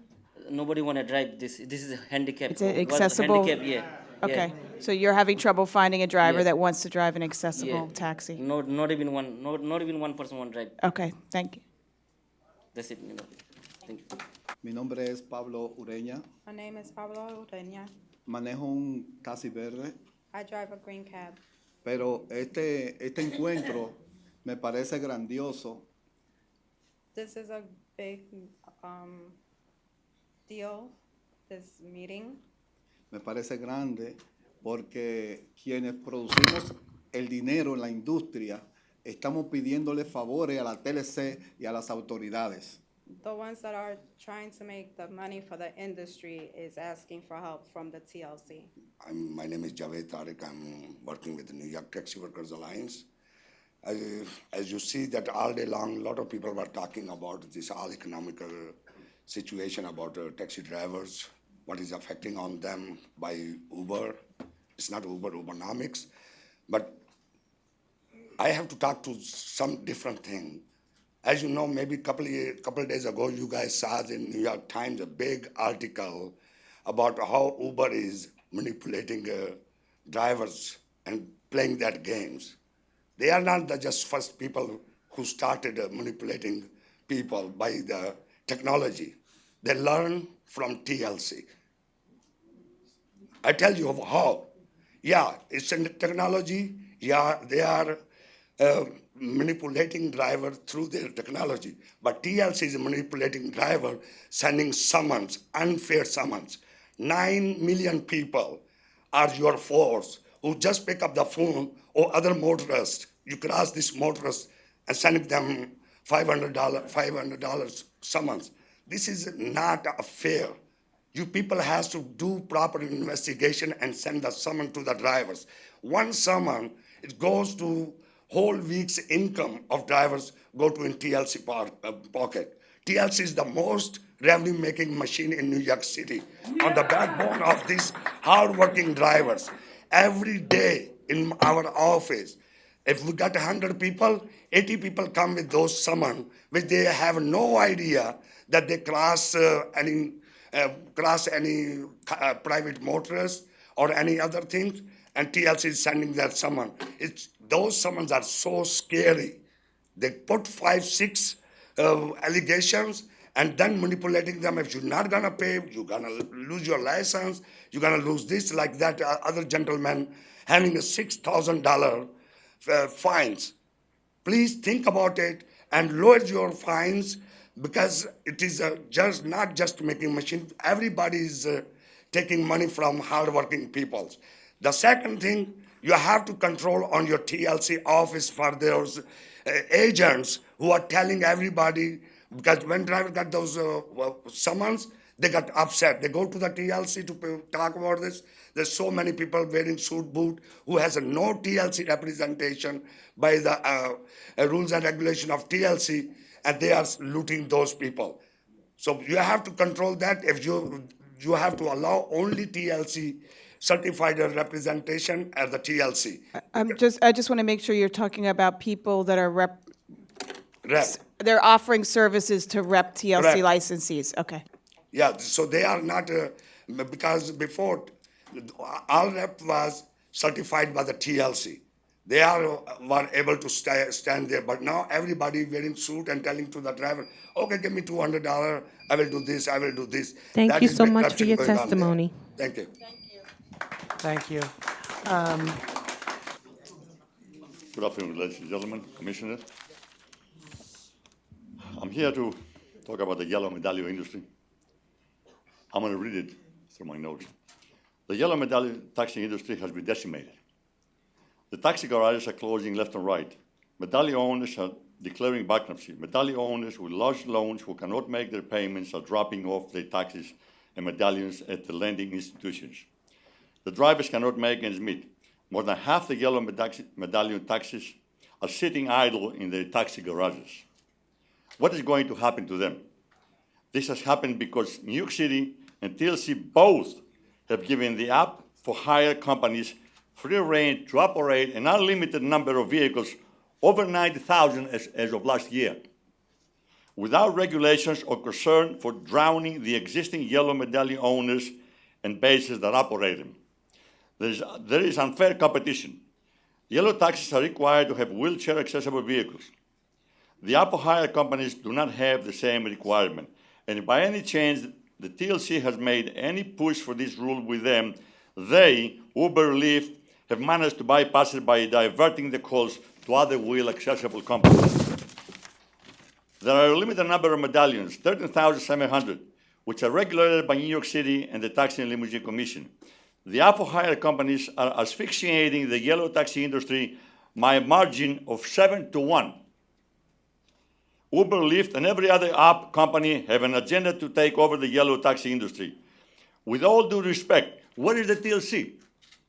Where is the TLC in honoring its commitment to protect the medallion owners and its taxi drivers as stated in its mission statement? There is a logical question from the yellow taxi industry that cries for an answer. Can the TLC auction yellow medallion taxis for over $1 million and then turn around and allow every app company and every scheme thought out by everyone else to decimate their own supposedly protected industry, the yellow medallion taxi industry? I have great respect for Attorney Matthew Dowd, and I'll quote an article from Taxi Magazine from May 2015 by Matthew Dowd, Esquire. According to the article, he wrote, "Why the New York City medallion is alive and well and will survive. I have extensively studied and helped oversee the most successful medallion system in the world," says he. "The New York City medallion system is alive and well, and it will survive market disruption by smartphone app, behemoth, Uber, the New York Green Borough taxis, and other competitive and regulatory forces. But the facts, available data can the unique aspect of the regulatory Thank you so system in much New York for your City." testimony. Honorable Commissioner, judges, my fellow hard worker driver brothers, we are here just for 100 people, but outside of the building is 100,000 driver do their best service in everyday life. This is the business industry of taxi, and you are here, the Taxi and Limousine Commission. I am a new immigrant people here, just 3 years. I don't have so much idea about this country and the rules and regulation. But today, when I listen the drivers' history, like one brother here is in 1973 is a driving, but what is his future? Can anyone answering me? What is his future and what is my future, my 4-year son? No, there's no future. I drive every day. If I don't drive tomorrow, what will happen? Who is paying my lease amount? Who is paying the like every costing? Nobody. Nobody. So there is no life. But we are saying the Medallion driver is the first ambassador of the New York City. When we speak to the foreigners in the airport, they're asking, Mohammed, where I have to go? Which is the best thing. We are always giving out the best service. We are the driver. We are the first ambassador of the New York City. But nobody say in papers, only say in the by mouth, the word.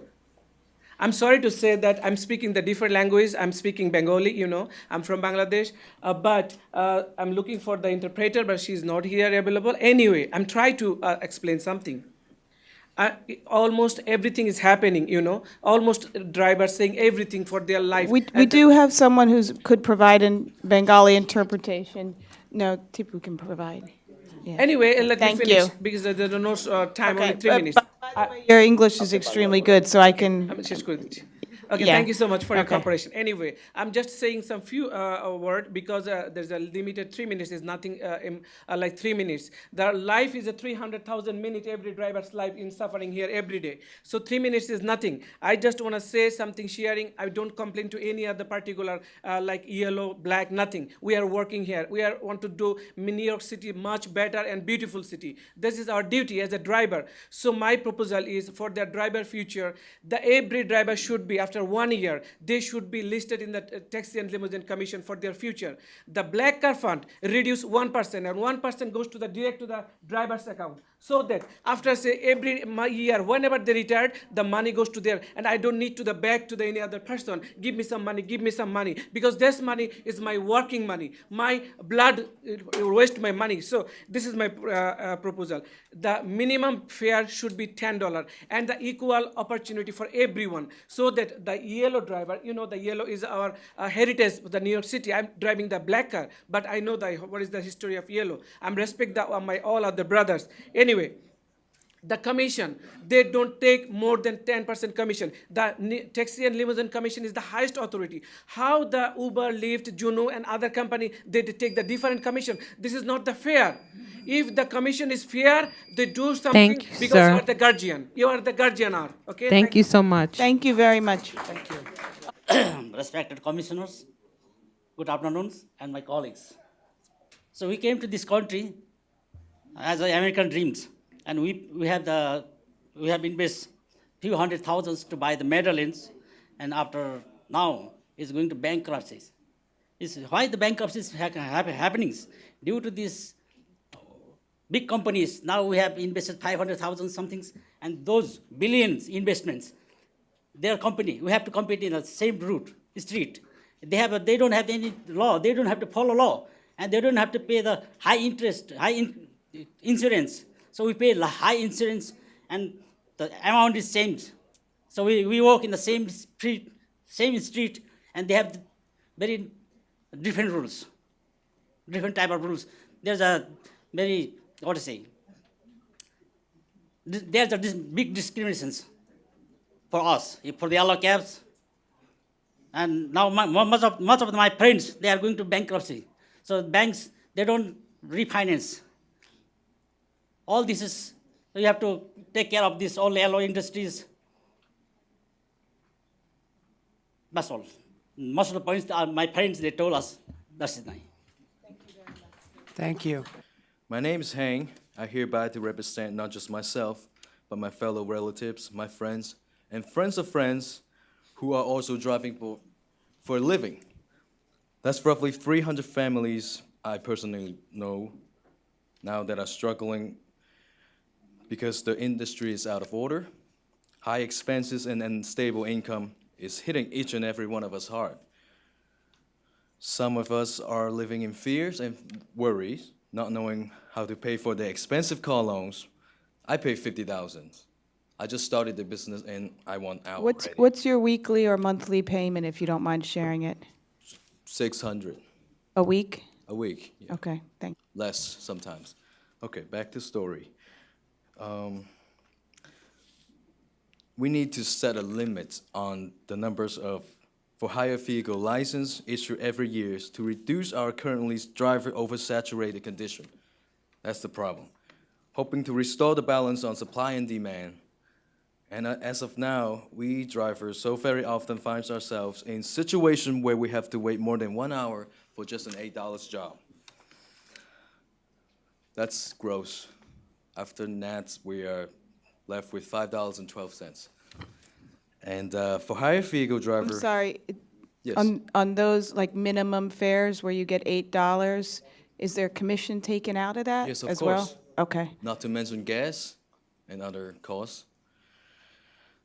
For hire vehicle driver deserve more relief stands throughout the city. With more resting point established, we can schedule our meal time more easily. Take a leak when driver needs to do so. Driving for a living is not an easy task, especially in Manhattan. One must be 100% focused on the job for both the sake of the client and driver and the pedestrian. We're not asking for an easy life, but we just simply believe that hard work should be well rewarded. Thank you. Good afternoon, Commissioner, committee members, and to my fellow brothers and sisters, TLC drivers. My name is Carol Garza, and this is my first TLC meeting that I've attended. I became a driver for Uber 2 months ago at the encouragement by friends who said that while I was completing my doctoral dissertation to get my PhD degree, that I could drive for Uber and make money to pay my bills until I find my dream job. Coming to this meeting today and experiencing the things that I have as a new Uber driver and a new member of the Taxi and Limousine Commission, I am astounded by the horror stories of these hardworking men and women and how they are being oppressed by the green cabs, the yellow cabs, Uber, Lyft, the TLC Commission. This is not what I expected to become a part of, being a new owner of a TLC license. I have amassed so many parking tickets. I've had my car towed because I don't understand this terrain. I don't know how it works. This is all new for me. But in the process of experiencing all the things that I've had and the things that I've heard here today, it has caused me to do research about this. I'm a sociologist. And I am now going to take all of these experiences from myself and these people, and I'm going to do research and write and produce a documentary about all of this, because these are real lives. These are people's lives, and these stories need to be told. Thank you so much for listening to me, and I hope and pray that these people's words and their pleas to you will not fall on deaf ears. That is what I have been hearing since I've been here today, that nothing is going to change. There's no reason to come here because nothing changes. And the politicians are in bed with Uber and Lyft and the list goes on and on. But I pray and ask that you will take these pleas and cries from myself and all of these other people seriously. Thank you. Name is Gloria Guerra. How are you? I'm here today because my husband and I bought a dream in 1984. We bought a medallion. We bought the right to street hell. Today, we paid that medallion in 1997. Took out my money from my 401k, hard-earned working money, and paid off the medallion with the dream that this past year, my husband and I could retire after putting my kids through college, buying our home. Now, my husband is sick. He can't drive anymore, and he's still doing it because we don't have a choice. Nobody wants his medallion because, again, it's a wheelchair accessibility. My husband is disabled. He needs to be pushed into a car because he had heart failure, has 3 stents, diabetes. He lost his youth driving that cab for 35 years. This man, I'm going to get emotional. He was sent here from Cuba by himself to get the American dream. 16 years old, by himself. He was lucky to meet me, though. I helped him.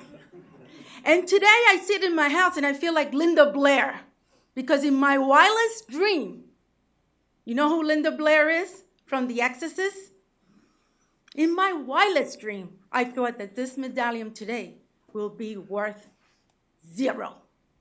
I can't get anybody, no brokers, to take this medallion because the first question is, oh, it's a wheelchair accessibility? Oh, sorry. So today I'm here to ask you as a businesswoman, what is it that I should do so that I could just pull my husband out of this depression? Because I'm going down right with him. Because right now, we should be sitting in Florida with our feet up because we did our time. We worked hard. My father came here also as an immigrant. I'm also Cuban. I was 6 years old. He built his life. He was the first restaurant, Cuban restaurant in Long Island City. He taught us to work hard.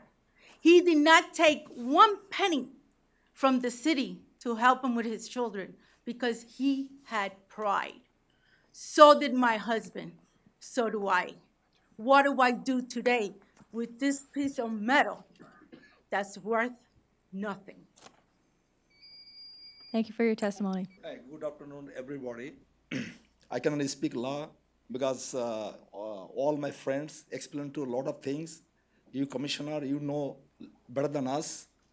But I asking about you guys, take the gun and shoot us. Who is the medallion owner? Because it's very harmful. Because I living almost over 18 years. I never got hurt like this time. I bought the medallion, no problem. I pay every single month over. How much I have to pay, over I pay still now. But my mortgage company called me, sit down, what? Give me $100,000 cash. I have to write down the paper in my bag. How I got, I don't have money, cash money. I have to pay every month, busy hard. I don't have a lot of income. Look at my income. Know my driver. My driver paid $750 before. Right now, I couldn't find out 2-3 months my driver. I am the oldest guy, almost 60 years old. But I work 8-day week. I can afford it. I have a family. My wife said, what are you doing? I said, honey, what do I do? I can do nothing. I don't have any choice. After, I have 2 kids. I have a lovely girl. And my son, I got very hurt 3 days ago. The guy, he said, give me $100,000, otherwise you give your house lien, $100,000 lien. I said, sir, I have to pay. I need to stop your pay. Why you ask me like that? How's my wife's name? Bring your wife and sign up the paper. I have to talk with the wife. Okay.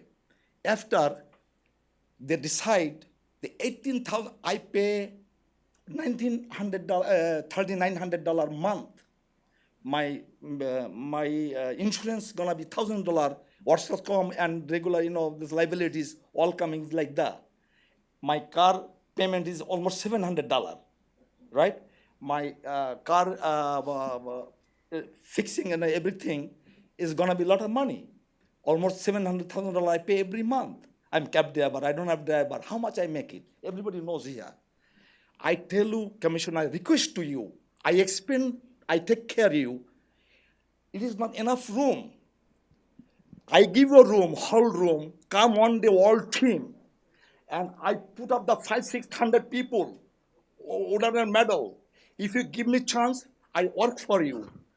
I bring all people, ask them, each and every one. It's a big problem. It's a very, very big problem. Never we complain about you guys. Never we complain the city.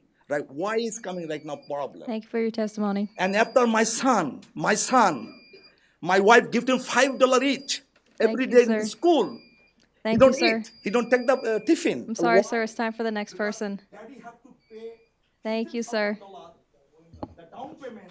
That's why I sent my money. Thank you for your testimony, Thank sir. you. It's time for the next speaker. Thank you very much. Go, I bring The next. Sir, it's time for the next speaker. Thank you. Vinieron a reclamar su derecho. And good afternoon to all the brothers that came to fight for their rights. Eh, Y hermanas también. veo que nos estamos poniendo de acuerdo la industria del taxi en términos generales. I see that the taxi industry in general is getting on the same page. En el pasado estuvimos un poco los amarillos y yo que representaba los verdes un poco distanciados, pero ya vemos que el problema que existe hoy nos afecta a todos. In the past, the yellow and the green taxi industry were a bit separated, but he sees that they're now coming together because they're all affected. My name is Franz Noel. Okay, thank you. Okay. We need your help. All the drivers need your help. Some agent, some TLC. Hi, good afternoon, Commissioners. My name is Sohail Rana. I have been driving 23 years, driving from yellow cab to black car to app-based company now. Over the years, I have seen a lot of changes, not like in favor of drivers. So I drive SUV, I invested $70,000. I paid the dealer, I paid the bank, I paid the TLC, the DMV, and in the end, I don't even able to get minimum fair wage. And then all these app-based companies, they advertise for $1,500 a week, $2,000 a week, and I don't know, how many of you guys make $1,500 a week? Nobody. $2,000 a week. So this is it should be illegal to advertise, false advertisement, and on top of everything, if you're working for Uber, you are not even allowed to take tips. And if you guys been took care of all these things, we wouldn't be even talking about fatigue rules we had hearing last time, because drivers are forced to work many, many hours because they are not getting paid what they're supposed to get paid. And I think that's it. Thank you. Good afternoon, Commissioners. My name is Beresford Simmons. I'm also a member of the Taxi Workers Alliance, but today I'm here on my own. I've been driving since 1973 in this industry. And I would hope that today's meeting would give you guys a lot of education on what's going on in the streets. I've never seen it so desperate. I've known 7 guys within the last 6 months that have lost their medallions. Hard-working men, okay? I personally, I would love to retire. I just had a heart attack. I'm on kidney dialysis, but I'm still here, and I'm still driving because the industry is on the way down. You guys can help, and I know that some of the problems that you hear today does not belong to you. It belongs to the state, the governor, and to the City Council of New York City. So some of the things I hear today, I very much sympathize with you guys, but you need to get the word out. The city is shrinking, and the pressures of this city has caused a lot of health problems to drivers. To survive, you can't survive in this city, too much traffic. Uber has dominated this city with cars. Business, Wall Street, losing a lot of money because drivers are sitting with passengers for hours to get from one point of New York City to another.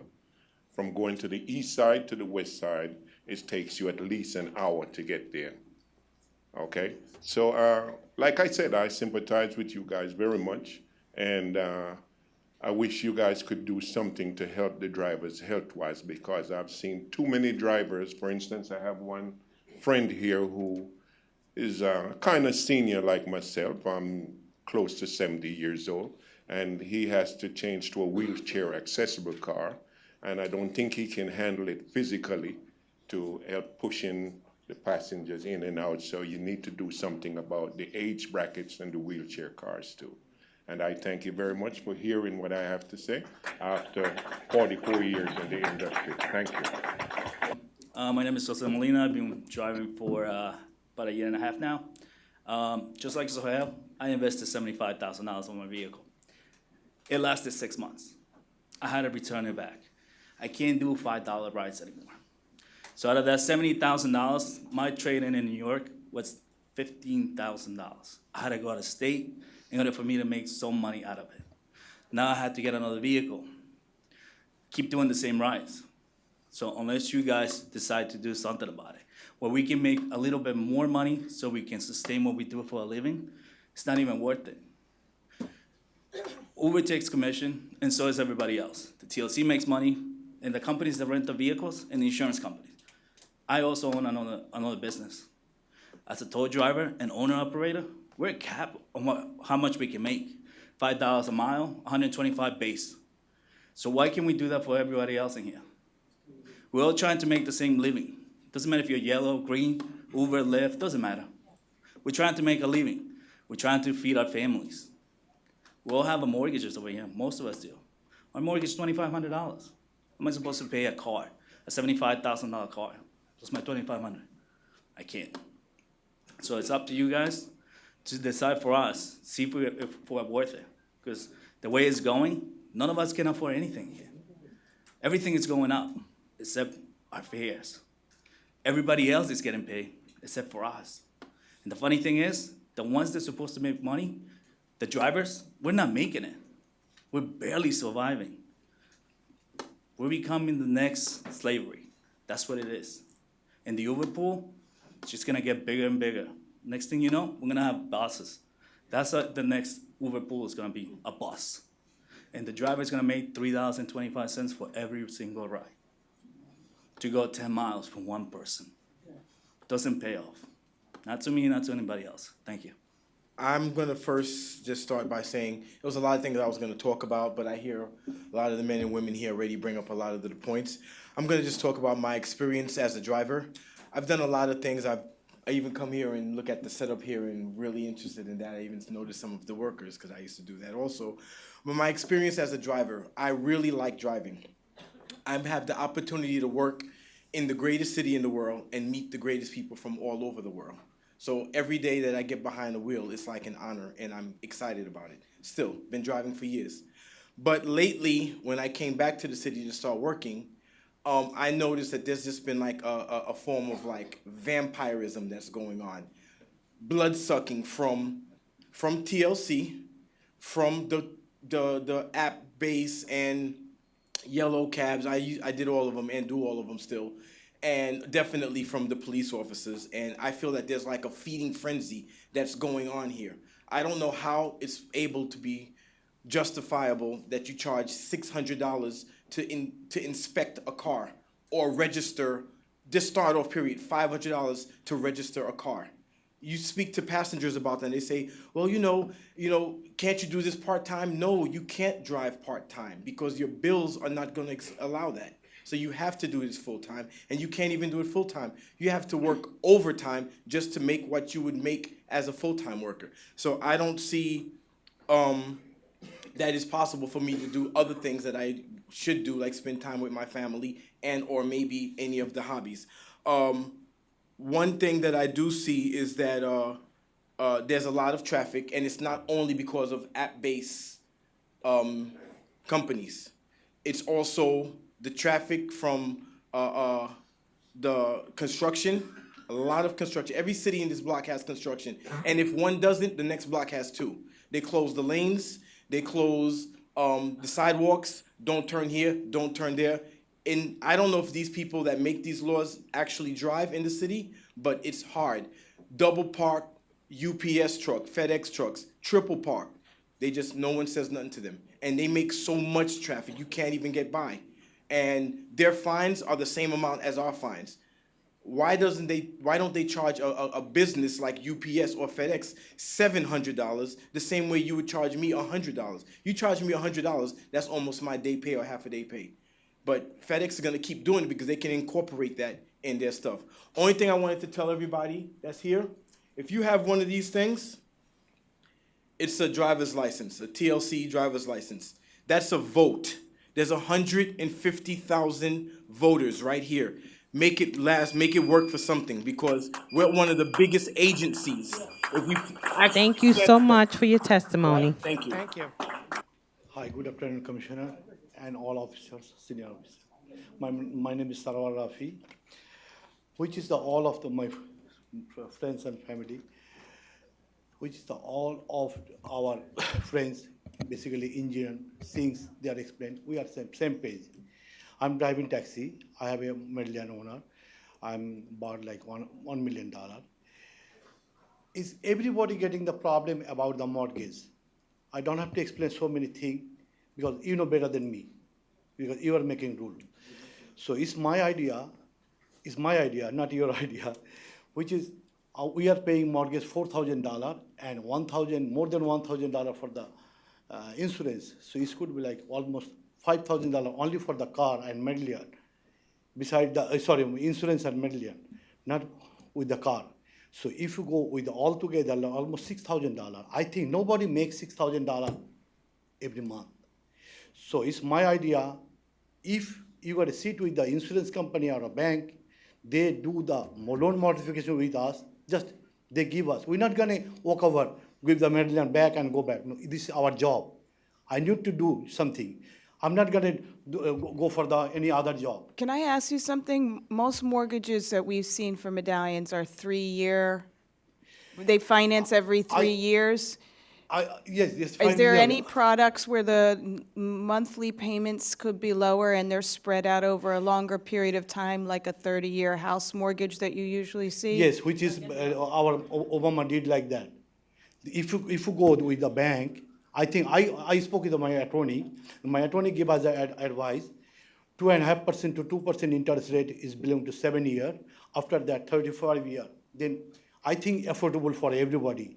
It could be like 2,200 to 2,800, 2,600. It would reduce your monthly. Yeah. Do you see many banks offering that? I took the attorney, and we are almost 200 people together. Okay. So my attorney spoke with the Signature Bank. They offer us 2.99, but still we are fighting with the 2% to 2.5%. If they will agree, they give us 7-year offer.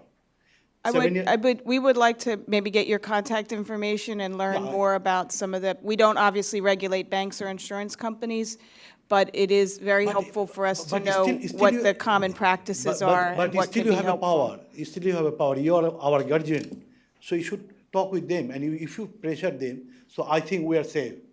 If we pay like 2,800, 2,500, 2,600, I think most owners they're happy, and we are still with the yellow cab. We're not going to walk over. Where are we going to go? I have a kids, family, and everybody. We're not going to go back our country anymore. We live on this almost, we have been 25, 23. Most people live there. So I think if you help us with our loan modification, so most people is happy. So far, my understanding. Good afternoon, Commissioner. My name is Asim Akhtar. I'm with the New York Taxi Workers Alliance. The thing a lot have been said. One thing I wanted to mention that we had filed the federal lawsuit against Uber Technologies, alleging, the upfront pricing issue, black car fund, sale tax, predatory leasing, minimum wage and overtime, and Uber had filed the petition. Uber had filed the motion to dismiss all the charges, which was denied. Not only that, the federal judge also said that he's going to fast track the case because of the economics and the drivers that are involved. We don't have to wait for the ruling from the courts. We all drivers believe that's why there were all those drivers that came, that TLC have a power to regulate. You have one sector, yellow sector, which have all the regulations. And then you have all the drivers, have a regulation for all the drivers, but then you have a black sector which are not regulated as the other sector. And that's what really cause the economic hardship to the drivers. You have yellow expense here, and where they have to pay 60% more than the black, but then the black they're paying less, but they're making less money, and then they have to work more hours. It has to be done something, and then there are lenders out there who are selling the cars to the driver, or they will sell them a car for over the 3 years agreement, and they will charge them $500, and each driver by the end they will pay them $80,000, from $70,000 to $80,000. We have done that in yellow industry where there was a cap of how much of the down payment, and for whole lease. I think the same thing has to be done for the black car sector, and also we have to bring all the app-based company under TLC regulations. Thank you. Good afternoon. My name is Lakba Sherpa, and I'm representing Himalayan communities from Nepal and Tibet. We have almost 25 medallion owners here in New York City, and due to we bought a medallion since 2009, we almost pay 600,000, some pay 800,000. Due to TLC negligence, now we are suffering, we're getting hard time to pay the mortgage. And we got a call from bank every morning, every evening, to negotiate. So what are you gonna do now? Can I ask you the same question I asked the we other gentleman? We have 200 driver now. We have meeting every week. Now, have the banks offered you any? Yeah, they offer sometimes they offer give me $10,000, give me $20,000. But do they offer different terms for the loan? Yeah, they offer 2 to 3%. I'll give you 2.5. This is not work, And I have one more question, Do your mortgages now balloon after 3 years? Yeah, my mortgage is going to expire in August. I'm waiting for refinance in the last 8 months. Most of all of them, Okay. we're waiting almost a year to refinance. Like I said to the other gentleman, we don't regulate the banks, but I'd very much like to continue the conversation on what kinds of deals they're offering you and see if there's anything that we can help or assist in that Yes, please, negotiation. because we have to, we want to leave this job now. It's we can survive this kind of way, every day, hustling with Mm-hmm. I just want to say that, and I want to say one more thing, the price, if you come from 96 to Houston Estate, for the taxi drivers, according to TLC rule, if you charge $10 more, you lose your license. But this app company, the same destination, every day you have to pay the different price. You pay some days you pay $10, another day when it's raining, you pay $50. They don't lose their license, So we lost a lot of business, please. I just want to say this. Thank you very much. It's been a long and difficult day, but I don't regret that we had this hearing. I think that we'll all be better for it. Thank you.